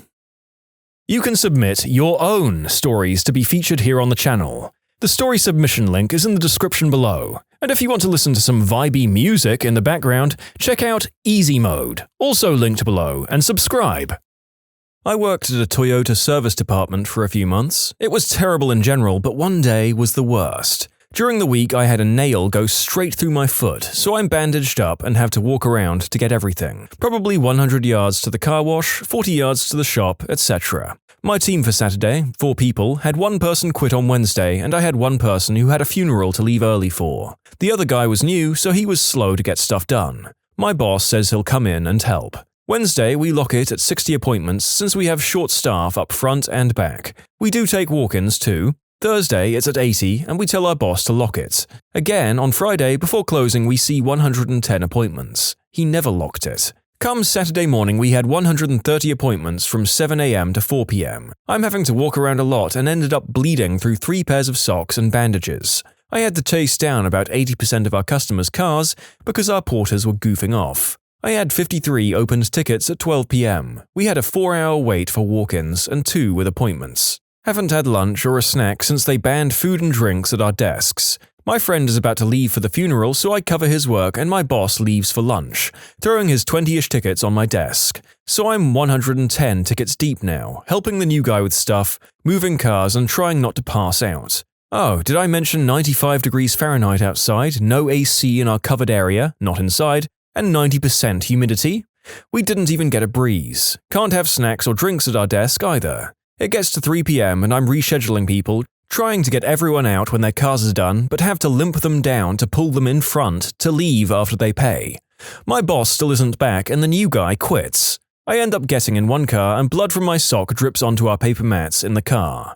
I cleaned everything out, vacuumed the car, washed it and pulled it up. Customer went ape crap that she saw blood on the disposable paper mat, about the wait, not getting a discount for her non-appointment service and demanded to speak to my manager. That was it. Called him up and sent to voicemail. I explained it to his mailbox, then called the GM to explain that I've been alone for 3 hours dealing with an uncapped amount of customers. 5 technicians walked out, I'm still not recovered from my workplace injury, and that I'm finishing my paperwork to take my lunch break at 4 PM. Boss shows up when I'm about to leave to eat my lunch I bought, knowing their provided lunch would be gone before I could set foot in the break room. He told me that in our state I'm not legally allowed a lunch break during a shift, and I have to stay to finish out the customers on my tickets. I mentioned being here since 6 AM pre-printing everything, saying I just need to relax, and he said, "You didn't even clock in this morning, so unless you do what I say, you aren't getting paid." Service advisors are paid commission here and percentage of our parts profit for stuff sold. I don't even get 10 cents an hour. So I walked to my station, removed all of everyone's login copies of my permissions, deleted all of my notes, deleted all of my warranty macros, all the spreadsheets, and reset every custom line I added to our programs before I removed my admin permissions. Walked out and got a call when I got to my car asking, Why isn't your login able to collect credit cards? So he had to either write down credit card info, take cash or checks, or let them go. My GM asked me to come back at a pay raise and less hours, but I knew it was BS. My boss ended up getting let go in the following months since he couldn't get things back up to speed. My good friend moved to Mercedes parts, so he's happy. I ended up going to BMW for a bit after that and handled a few other franchises later.